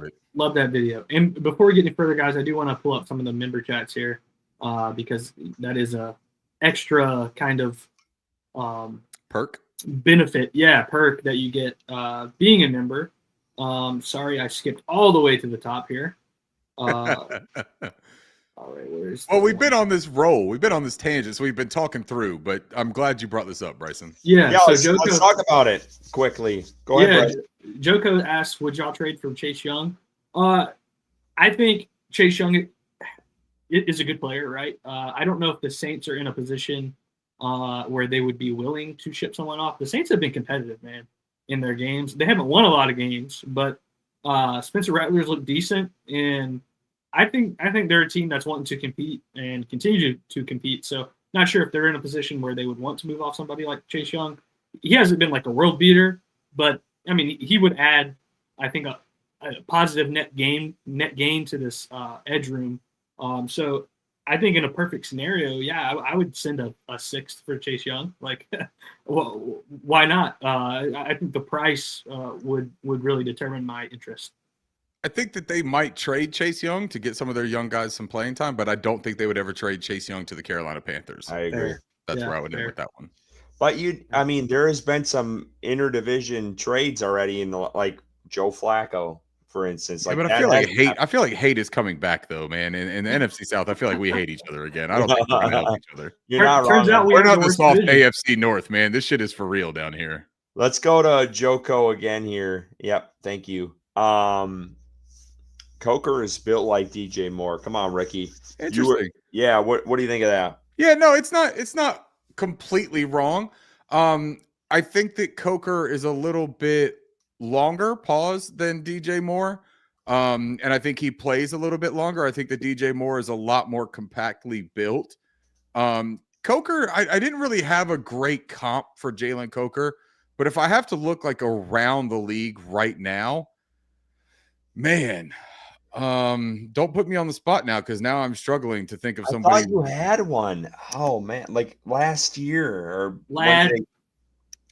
What was it? No, Lad? I thought you had someone. A couple. Lad McConkey. I feel like they play very similar with their savviness and route running and stuff. Who was the Jalen or who was the Walker comparison? Was that Leggett? You had a Walker. Javon Walker was AD Mitchell. Oh, okay. Javon Walker was AD Mitchell. I'm going to see if I can look up because I've got all my draft stuff here. Hold on. Give me 1 second. Y'all talk while I'm trying to figure this out.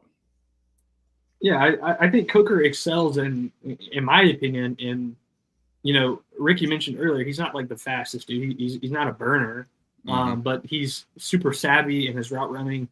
He just understands the game. Go ahead, what? Bryce. I'm sorry. I was just saying, people talk about like when Bryce Young came into the league, he's this mental savant. I think Coker brings some of that similar traits to the wide receiver position, and just understanding, when to settle down in zones and when to continue to move off your route or come back to the quarterback when the quarterback's scrambling. I think Coker is just a quarterback's best friend in those situations. I'm going to go to my Packer days here. I almost get like a Jordy Nelson vibe from him. It's close, yeah. It's close. I think that Jordy was a little bit more vertical. Yeah. I don't think that Coker can't play vertically though. So like I like that. I like that a lot. I like the tailor end of Jordy's usage, not necessarily his athletic ability, because Jordy was great from a vertical jumping ability, right? Like he was a dynamic athlete, but when he tailed off a little bit on that natural athleticism, the way that Green Bay used him is a little bit more, I think, where Jalen Coker is right this second, right? Like if you were to look at him right now, I think that's a really good standpoint. Or even look, if you want to go Carolina Panthers comp, late career Muhsin Muhammad, right? Where he is a possession receiver. He can still break tackles. He is still a reliable route runner, but he's not a speed demon necessarily, right? And I'm not saying that he would have the career that Moose had or anything like that.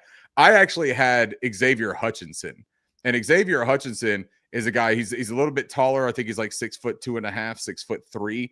But the style that they play, I have Xavier Hutchinson as a guy that is a X receiver. He's at Houston right now, right? And he is buried behind like the Jaden Higgins and the Nico Collins of the world.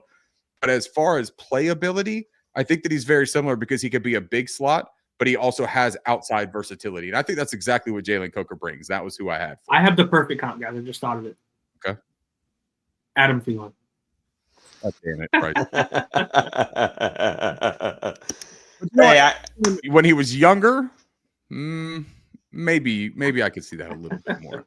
Let's get into statistically speaking here. Are you guys ready to start it right now? Let's do it. Do it.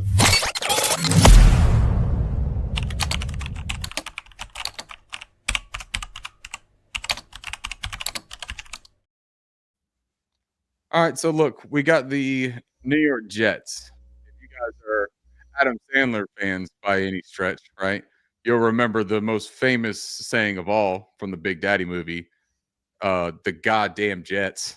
That's what we're going up against. But before we look at those fellas over there, let's take a look at our Carolina Panthers. Now, remember, we are 6 games into the season. Things are starting to level out a little bit, but they are also skewed from an offensive standpoint specifically with our 2 gigantic rushing efforts. I don't want to say that we can't be a good rushing team, but when we see some of these numbers, just keep that in mind, that we have had 2 200-yard rushing performances in a row, and that is very rare.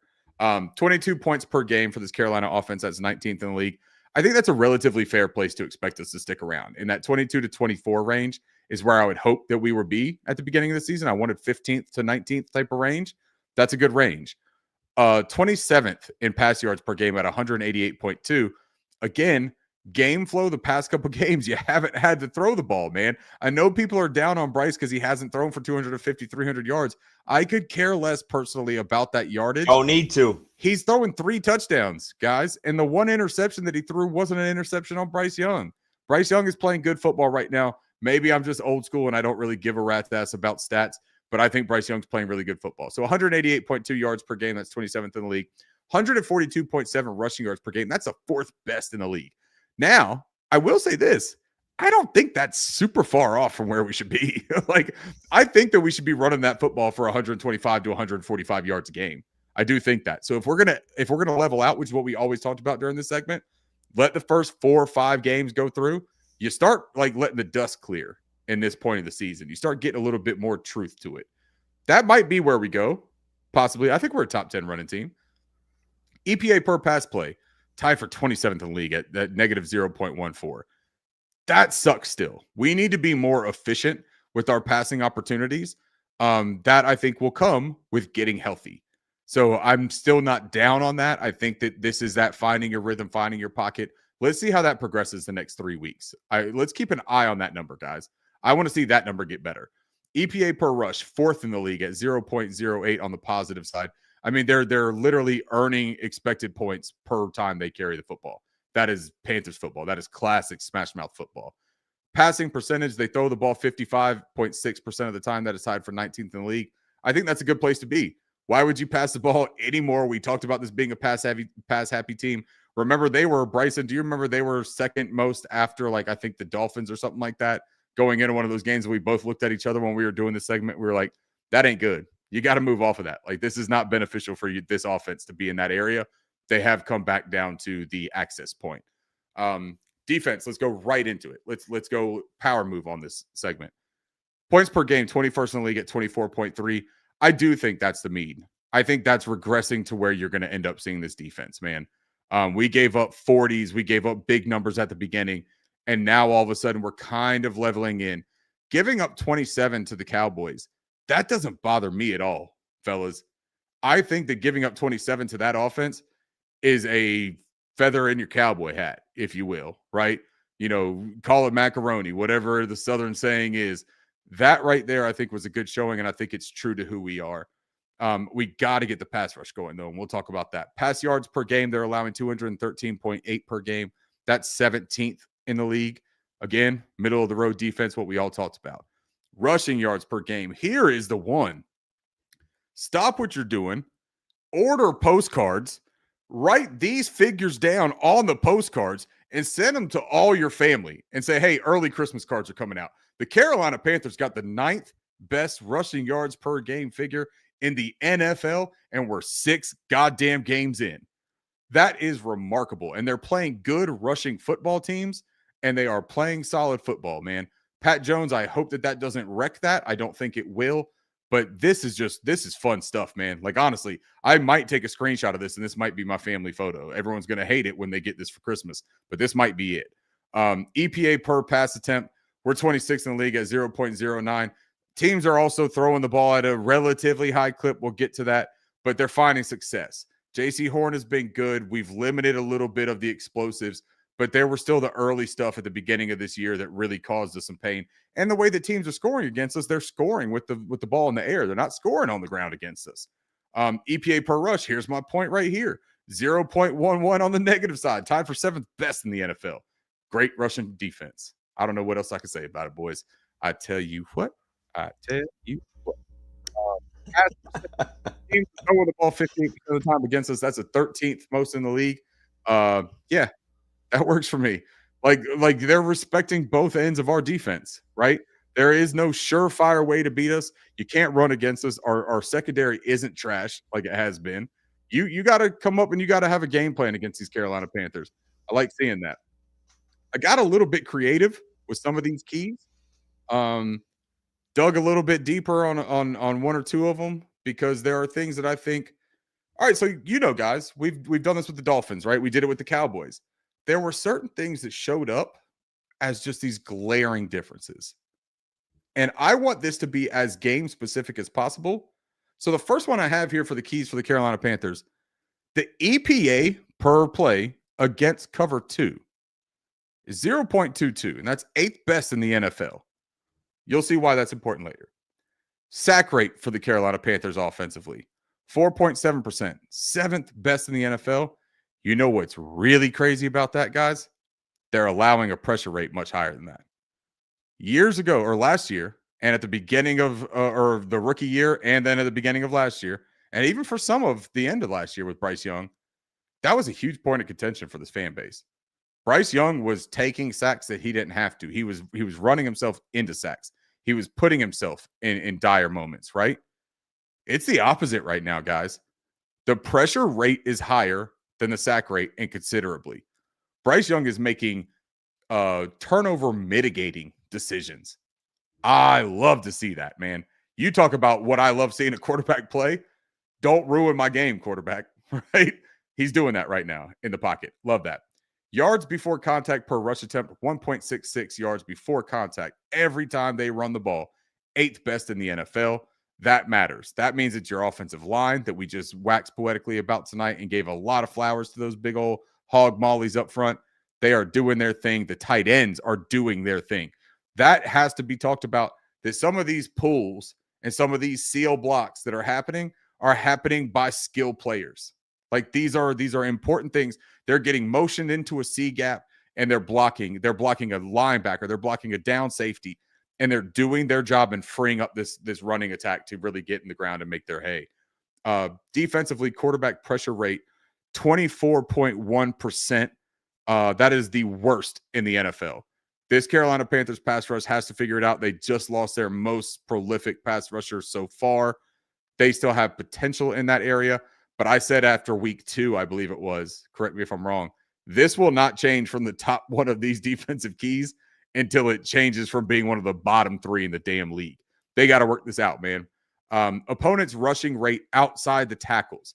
That means that opponents are running outside of our interior defensive line. Why do you think that would be? Oh, yeah, it's because of that great player we were talking about earlier, Derek Brown, and that other great player we were talking about earlier, A'Shawn Robinson. Oh, and don't forget that other great player we were talking about earlier, Bobby Brown. The weapon against our run defense is to make these rookies and DJ Wanham defend the run. DJ Johnson was a liability. He got showed out for that. Since he's been gone, they've been a lot more sound. I want to tip my hat to DJ Wanham for a second. He was supposed to be our pass rusher. I think he's been pretty damn sharp as a edge setter and run support. I think he's been much better than advertised. I hope that he can continue that, and I hope that Nick Scorton picks up from where his mentor, Pat Jones, left off before his injury. Yards before contact per rush attempt, 1.06, seventh best in the league. That, again, is that interior hog mollies that we were just talking about and the discipline of the edge. These guys are playing their assignments. They're doing the right thing. They are limiting open space and open grass, and they are forcing people to earn it. Fellas, I just talked until I was damn near out of breath. I thought that it was tremendous. The effort was great. Lee Corso would have loved it. He probably would have put on a Panther helmet or something like that. What do you guys think? Go back to the defensive slide. This defense was historically the worst ever. Take this slide in. It's still not up to par, but take this slide in. This was nowhere near what it was last year. So give credit to the players and give credit to Jero Evero that majority of you wanted his ass gone at the start of this season. He got a couple players in. They still do not have a pass rusher that's premier, and they lost their pass rusher this today. And I shouldn't even be laughing because it's awful. But this defense has taken a considerable jump. I think we talked about it before the season. We were in that I think it was 22 to 26, 28 range where we thought they would be. Yep. All three of us. And that run defense is holding its own and bringing that up even more right now. It really is. And I hope that continues. And hopefully they can dial up some blitz packages where they can get some pressure, maybe Merrig a little bit more this week with Pat Jones out. But this defense, they deserve a lot of credit. They're playing outstanding. So I just wanted to highlight them here. Bryson, anything else from you? Yeah, if you would have told me at the start of the season, through the first 6 weeks, we would have a top 10 rush defense, I would have asked you to go get a psychiatric evaluation and be assessed because you are not mentally well. So I shout out to those guys that we've been highlighting throughout the podcast. And then, the concern for this defense on the next slide is that quarterback pressure rate, man. The worst in the league. We saw it last week consistently show up against Dak Prescott and having time to throw. You got to manufacture some pressure. And I feel like Evero's been pretty good about dialing up blitzes when he needs to. On key downs and things like that. I don't know if you have that number, Ricky, of our blitz rate, but I feel like it might need to be a little higher because you cannot let quarterbacks sit back there and pick you apart. This week, I'm not too worried about it. I'm sure we're going to get into that here in a second, but moving forward, you have to pressure quarterbacks because that's when the mistakes come. That's what we saw from Michael Penix a couple weeks ago. He was getting he had that hit early on from Trayvon Merrick, and it rattled him for the rest of the game. And that's what I feel like personally led to a lot of the success that defense had was that specific hit that I think we all remember. Yes, the rib shot. Yeah, so the quarterback pressure rate needs to be higher, obviously. Worst in the league is not acceptable. So losing Pat is a huge concern for me. I agree with you guys. I think he was the best pass rusher we had, or most consistent at least, on a team that is the worst at pressuring the quarterback. So, definitely. No, sorry. Go, keep going, man. Sorry. No, you're good. I was just going to say, definitely not going to get better after losing a guy like that. So, Ricky, you can go ahead. No, I'm gonna jump in here. I want to jump in here quick. Actually, go ahead, Ricky, and then I'll wait. Well, I just wanted to give Bryson the information that he was looking for, though. I wanted him to know The pressure rate for the Panthers is 22nd in the league at 23.6% of dropbacks. They're sending pressure, which again tells you the story, though, right, Bryson? Like they are trying to drum up pressure. They are trying to manufacture a sped up process for the opponent's quarterbacks, but they're not getting home. That's the problem. They're sending the people. Now, could they dial it up more? Sure, but I think a lot of that was also game flow. When you have teams that are running the ball as much as they were at the beginning of the season against us, right? Maybe these numbers start to tail out a little bit. We've got some numbers coming up on the next part for this Jets team that are a little bit interesting as well when it comes to pressure rate and things like that. I love that you're Bryson, like for the past 2 or 3 weeks, you've been this like clairvoyant on statistically speaking, where every single time I'm about to get into something and you're like, hey, Ricky, I'd love to know a little bit about this or something. And you do it right before we get into it, man. You got a knack for it. Hey, but Curtis, I don't know if you saw my notification for you. I need you to do me a favor. I've got to go get another beer, first of all. Before we get into that, though, I just want to touch on something, and then we can get into that. Because we haven't talked about this guy all night, and I think while we're talking about the Panthers and their defense, is Princely, because this past week he had a lot of backside plays where he was running down the running backs, and that was massive for this defense. And we had not talked about that at all tonight. And I know we talked about the pass rush, but that is going to be huge. His speed off the line is going to be huge against the run and in the pass because he's so quick off the line, where they're going to need that tenfold in these in the rest of the season. Aside of Nick Scorton. Nick Scorton will probably take most of the load, it sounds like, off of Pat Jones, but Princely had some really key plays on defense against the run that I wanted to touch on because I thought that was big this past week. There was a couple of times where he ran backside and was chasing down the running back in the backfield for a loss. So he deserves a little credit. Ricky's getting a drink.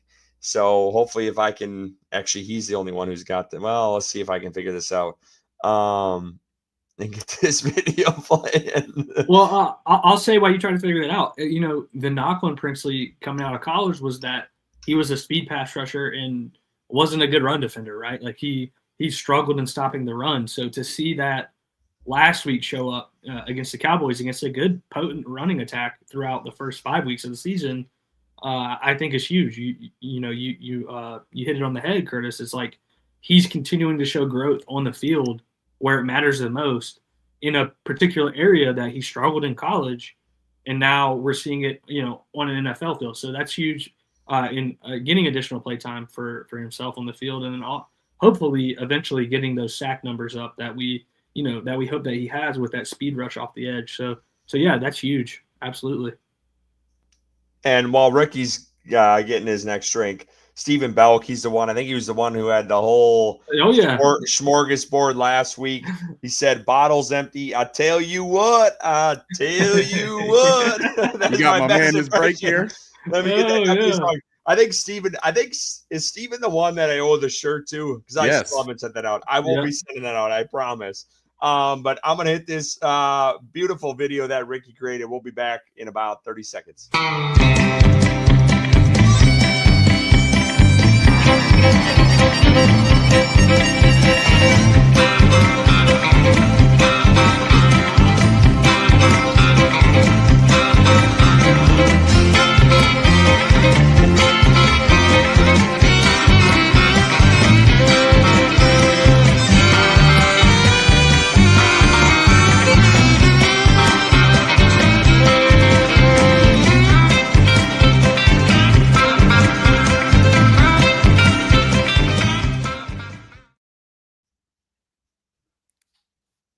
Steven, I hope that gave you plenty of time to reload and get what you needed here.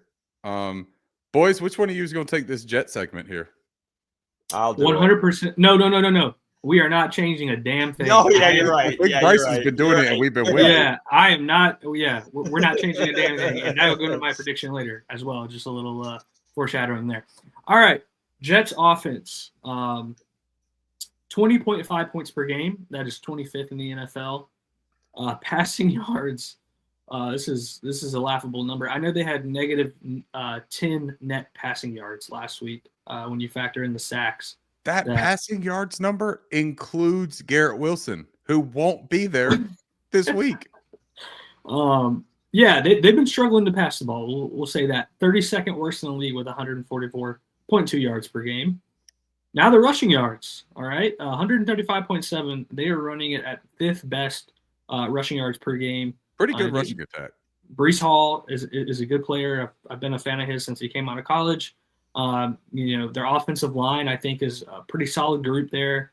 Braylon Allen, too. Don't forget about him. He's been getting some touches. No. Braylon Allen hadn't been getting touches. If he can hold on to the ball. Braylon Allen's on IR. He's hurt. He's out for 8 to 12 weeks.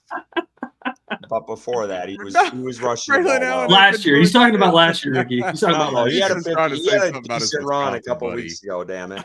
He's just the Dolphins before he fumbled. Look, Curtis is over here just bigging up Braylon Allen because they tipped a cow together. It ain't got nothing to do with that. All right. EPA per pass at 0.14 on the negative side. That is tied for 27th worst in the NFL. And then EPA per rush at 0.14 on the negative side, which is 26th in the NFL, which is interesting when they're rushing for 5th most yards per game, but their EPA is not good. Yeah. So I'd love for you to explain that to us, Ricky, because that doesn't make any sense to me. Look at the next number. Look at the next number too, real quick.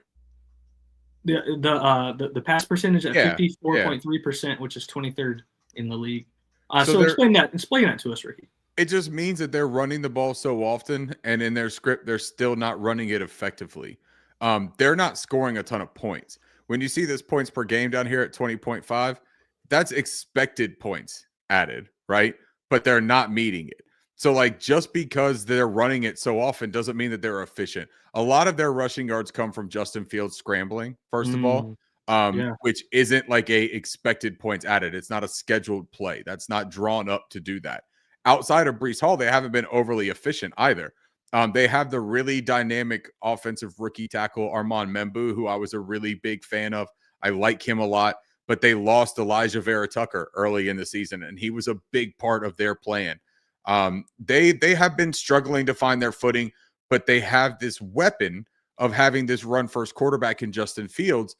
And the funny part is, man, when we get to the keys, you'll see that they're not even utilizing that the right way. The offense is really perplexing to me, but they make up for a lot with the scrambling. But their actual on-schedule stuff, man, it's not the most difficult thing in the world. They just have an attack plan that they can strategize against, and they do it okay. Okay, that makes sense. Curtis, I'd be happy to pass the defense off to you. I don't know how you feel about reading it. I at least got the offense. No, we're not changing it up. We're not changing it up. All right. Are y'all not as superstitious as I am? Because I'm a superstitious person. I'm not at all. What did Bryce Young say today about superstition? By the way, I thought it was a bar. Fire. He said something about I'm not superstitious because God, what does he say? God what? Laid the path or something like that. Something like that. Oh, man, he laid something crazy out there, dude. It was one of the best quotes I've heard. It sounded like something like, man, don't get me drunk enough. That's my next tattoo. Like, someone get the quote while I'm reading the defense here. Yeah. All right. So Bryson, you read it out. Jets defense, 28.3 points per game, which is 28. I'm not superstitious at all. God ordains my steps. Ordains my steps. Ooh, man, Bryce Young. Hey, cheers to Bryce Young. Cheers to Bryce Young for that one right there. I'm not superstitious at all because God ordains my steps. Man, ordain this beer for me then, Bryce, because that is beautiful stuff I'm drinking too. All right. They're allowing 200.5 passing yards per game, which is 10th in the NFL. And then that'll make sense later too. Rushing yards per game at 130, which is 23rd. So it looks like, hey, the past 3 weeks, we've been talking about this is an opportunity to continue to rely on that run game. Opportunity, baby. Let's say it. That's the thing we've said. Let's keep it going. Opportunity. Okay, so EPA per pass is plus 0.016, which is 30th in the NFL. EPA per rush is 0.01 on the negative side, 19th in the NFL. And then teams are passing at a low percentage here, 49.3%, worst in the league. Teams are running the ball against the Jets, probably because they're going up a lot. The Jets are 0-6. They haven't won a game. So anything stick out here on the defensive side of the ball for you guys? You just said it for me, Bryson. That pass percentage. We know Sauce Gardner is sticky in coverage. We know Sauce Gardner is a good man defender. And I've got some statistics too that I can bring up real quick if we got a couple seconds. We did this last time, I think, with the Cowboys, where we broke down a little bit more of their defensive coverage scheme, right? From a coverage scheme standpoint, they run cover 0 5.2% of the time. That's tied for 7th most in the league. Carolina's faced that 0.9% so far of their passes. Cover 1, they run it 35.6% of the time. That's 13th most in the NFL. Carolina has faced it 28.4% of the time with a negative 0.09 EPA, which is 24th in the league. So they haven't been terrific against cover 1 man defense.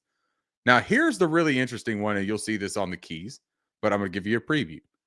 Cover 2, the Jets run 23% of coverage snaps, which is 9th most in the league.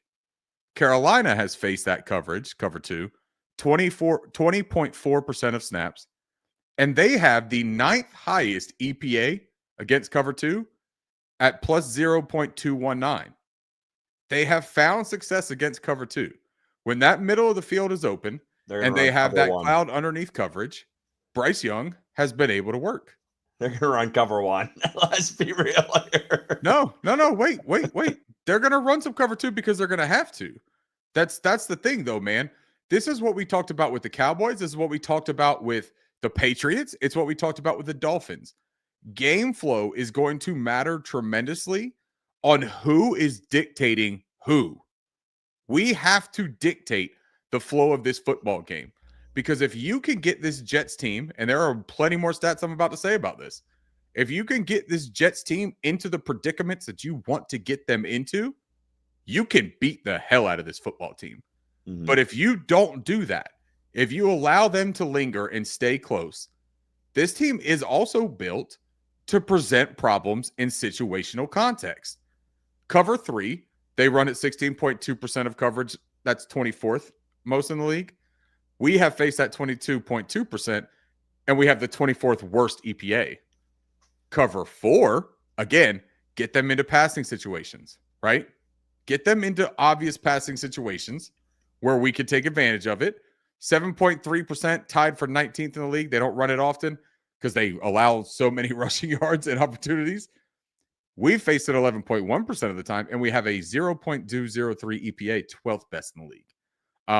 They have a 0.295 EPA when the middle of the field is closed, right?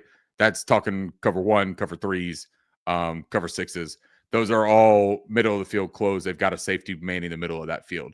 They run a stunt on 14.7% of times. That's 19th in the league. Stunts have given us problems. They don't run those that often.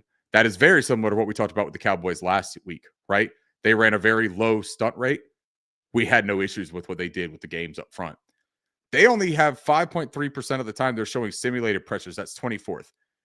I think that's great for the Carolina Panthers. I think that knowing that they don't mug that line and give you a lot of post-snap differences, that plays into Bryce Young's genius. That plays into his strengths. That plays into his pre-snap diagnosis and knowing where he's going with the ball. I hope that they're hyper aware on that. I'm sure they are. They're smarter than all of us.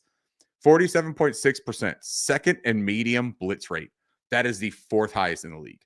That's pivotal, guys. 47.5% of the time on second and medium, they're sending pressure. Keep that in mind because what does Dave Canales always talk about? When he's in those second and medium and third and shorts, he's looking at that as 2 downs, right? Mm-hmm. There's an opportunity. Take advantage. Throw that screen pass. Yep. 50.3% on third and medium. 6th highest rate for blitz. These are situational numbers that matter, guys. I truly think that they matter. And then real quick before we finish up the keys, let me talk about some offensive things for the Jets. 17%. We just talked about them having Justin Fields, right? And being a terrific run threat as a quarterback, but they don't use it to the fullest extent they could. They're only operating play action 17% of their dropbacks. That's 32nd in the league. If they are acting like they're handing off, most of the time they're handing it off, boys. That is a key for defense. You could key in on that. Remember all the misdirection with Miami that we were worried about and being disciplined? Then we got rid of DJ Johnson and some of that worry went out the window because we were like, well, we just cut the undisciplined guy. Like, we feel better now. You got to stay that way, but this is a good opportunity. 17% of drives for the Jets offense end in touchdown. That's 28th in the league. 47% drop back rate when they're within 3 points. 32nd in the league. They do not want to throw the ball. You know why? They're not good at it.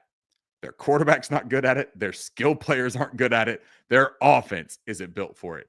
29% drop back when they're leading. That's 29th in the league.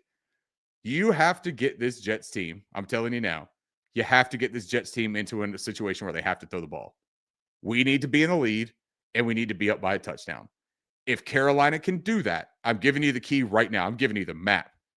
You can lead by a touchdown, you can win this game. Because you can force them to do what they're not good at, and you can do what you're good at. Simple as that, man, for me. Bryson, take us home with the keys, bro. And one thing we've neglected to mention, which I feel like will play a pivotal role in this game, is the defensive coordinator for the New York Jets is Steve Wilks.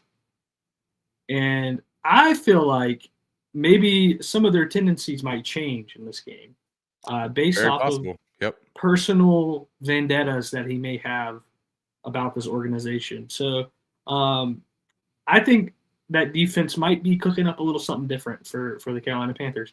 Now, is that a good thing or a bad thing? That's yet to be seen. But, they do have some really good skill players on that defense. Look at that tease by Bryson. I love it.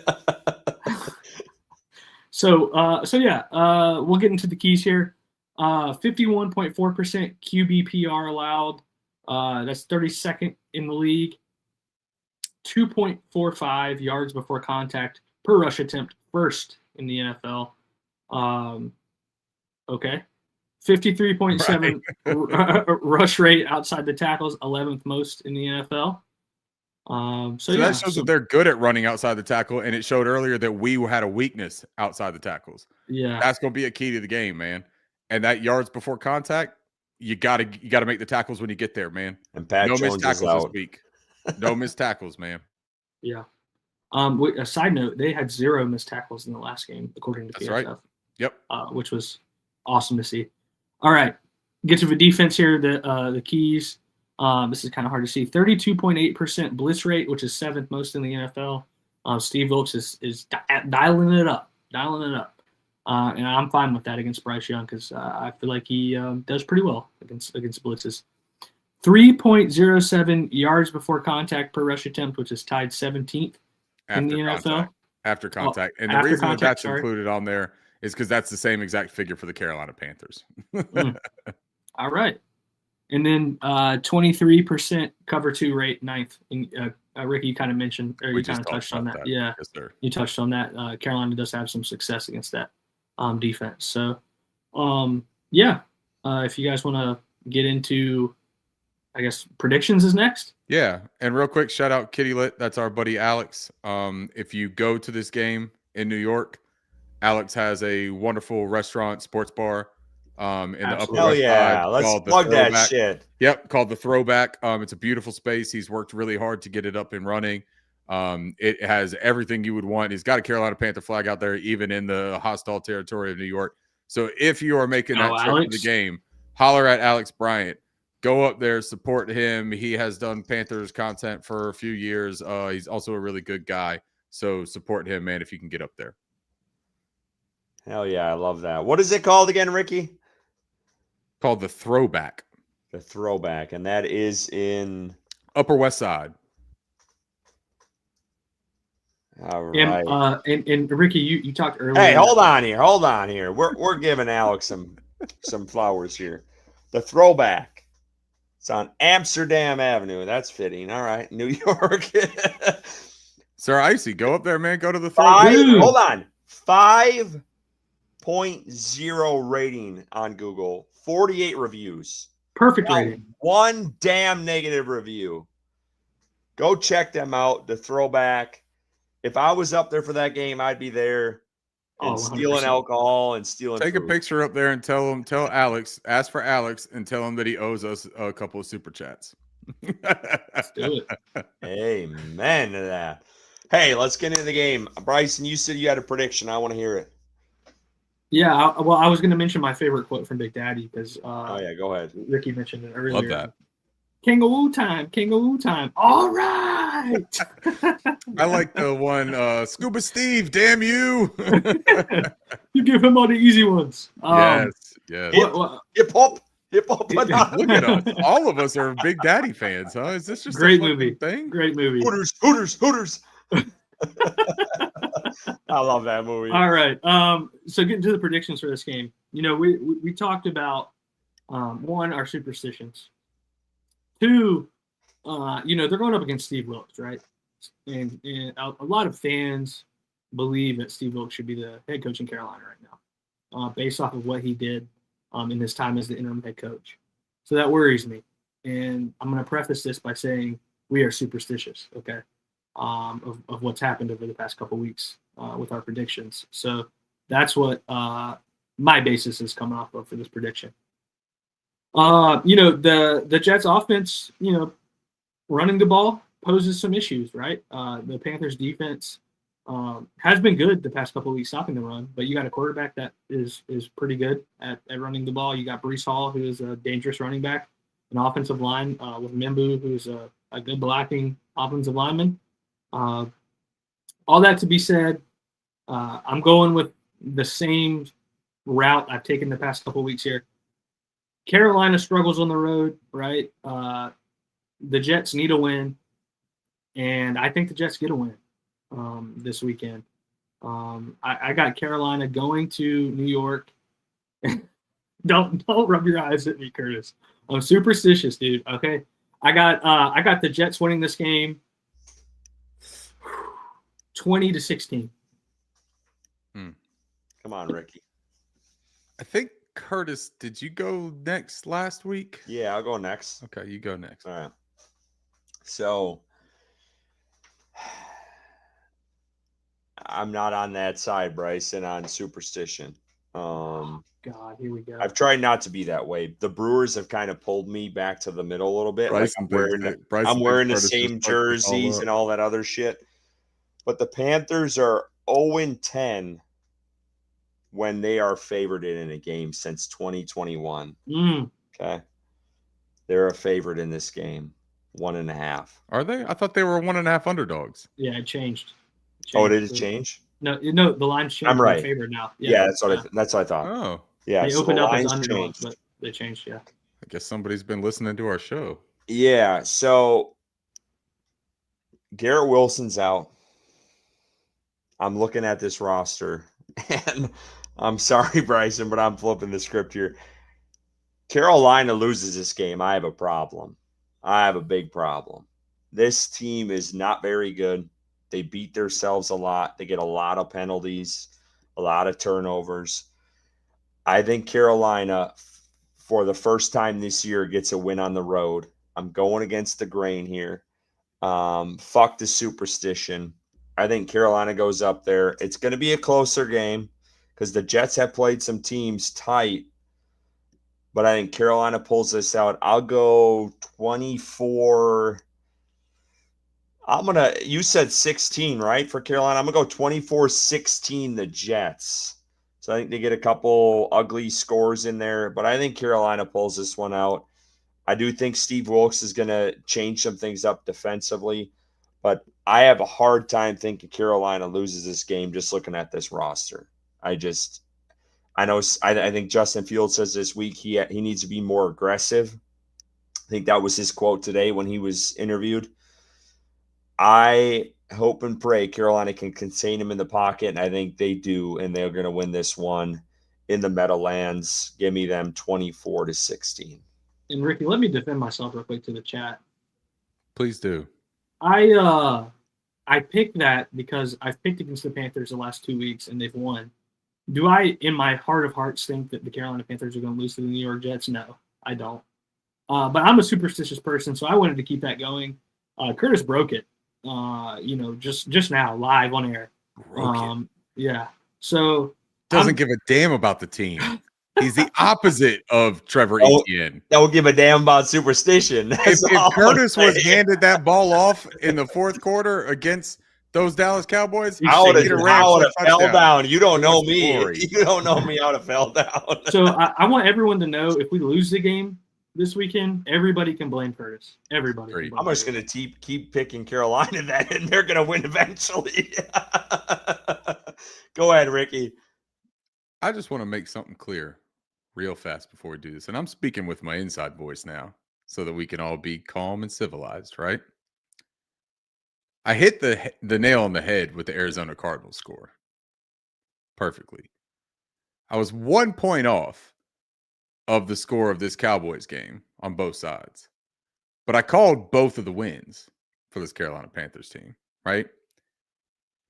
So what I don't want to do is be irresponsible in the way that I predict this game, because I want to try to be as fair and unbiased as possible. I don't want to just be a homer because I'm riding this high. Like Bryson brought it up, man, and it's worth bringing up. This Carolina Panthers team has not won a road game. Like, they struggle on the road. But I want to go a different way real quick. Here it is. Here's the flip, right? That I've done for the past couple weeks. I tell you why everything could go bad, and then I tell you why it's not gonna. The Carolina Panthers are 0-3 on the road. The New York Jets are 0-4 at home. The New York Jets just lost to the Denver Broncos 11-13. 11-13. That's basically a high school baseball game. And that was with Garrett Wilson for the majority of that football game. Those numbers, and statistically speaking, were with one of the top 10 wide receivers, Garrett Wilson, in that game. You get rid of him, and their top targets are Josh Reynolds, their fullback, some guy named Beck, a rookie tight end in Mason Taylor, who, yeah, he's a talented football player. Someone's got to throw him the ball. And then Arian Smith, who's fast as a lightning bolt, but he hasn't gotten many opportunities, and it just doesn't scare me because I saw what he did with his opportunities at Georgia. Let's just say he dropped them. Okay? Breece Hall, yeah, man, good football player. But if I ask you a question of like, hey, I'm a really big guy, what do you think? Do you think that I would be fast? Do you think I would be strong? You're going to know what I am, right? So when you look at this Jets team, you're going to know what they do. You're going to know what they do. Luckily for Carolina, what they do is what we also do really well, defending right now and stopping.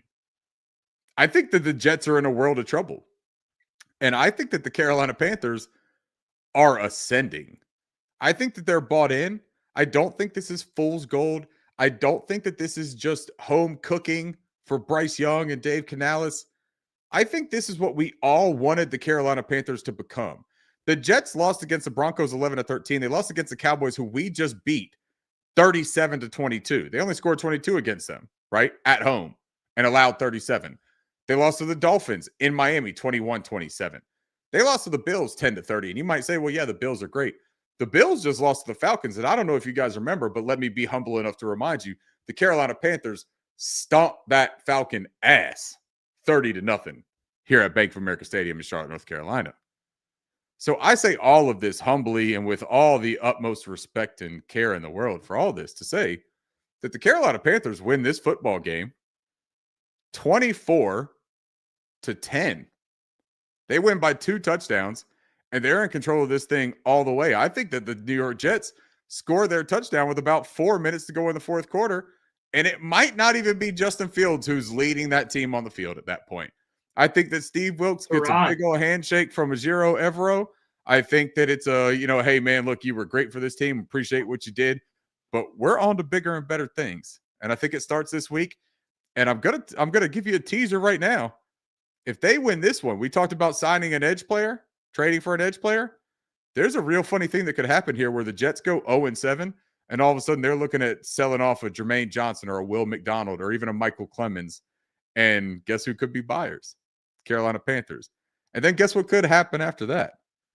Josh Allen and his turnover crew come into town. And the boys in Carolina, hey, we'll jump through a fucking picnic table. Y'all aren't the only rowdy idiots in the goddamn world. I'll show you I'll jump through a picnic table now. Don't tempt me with a good time. Get me the Bills here after beating the Jets, and let's talk next week, fellas. 24-10, Carolina. Mic drop. Good shit. All right, we're going to leave it there. We appreciate everyone tuning in tonight. Almost 900, 850 at 11:30 in the evening. Appreciate every single one of you. You guys do not know how much that means to us. Ricky's wearing a cowboy hat to prove it. So we appreciate y'all for tuning in. All the people who joined us as members. Again, check out Alex's bar. Someone help me with the name. It's already escaped. The throwback.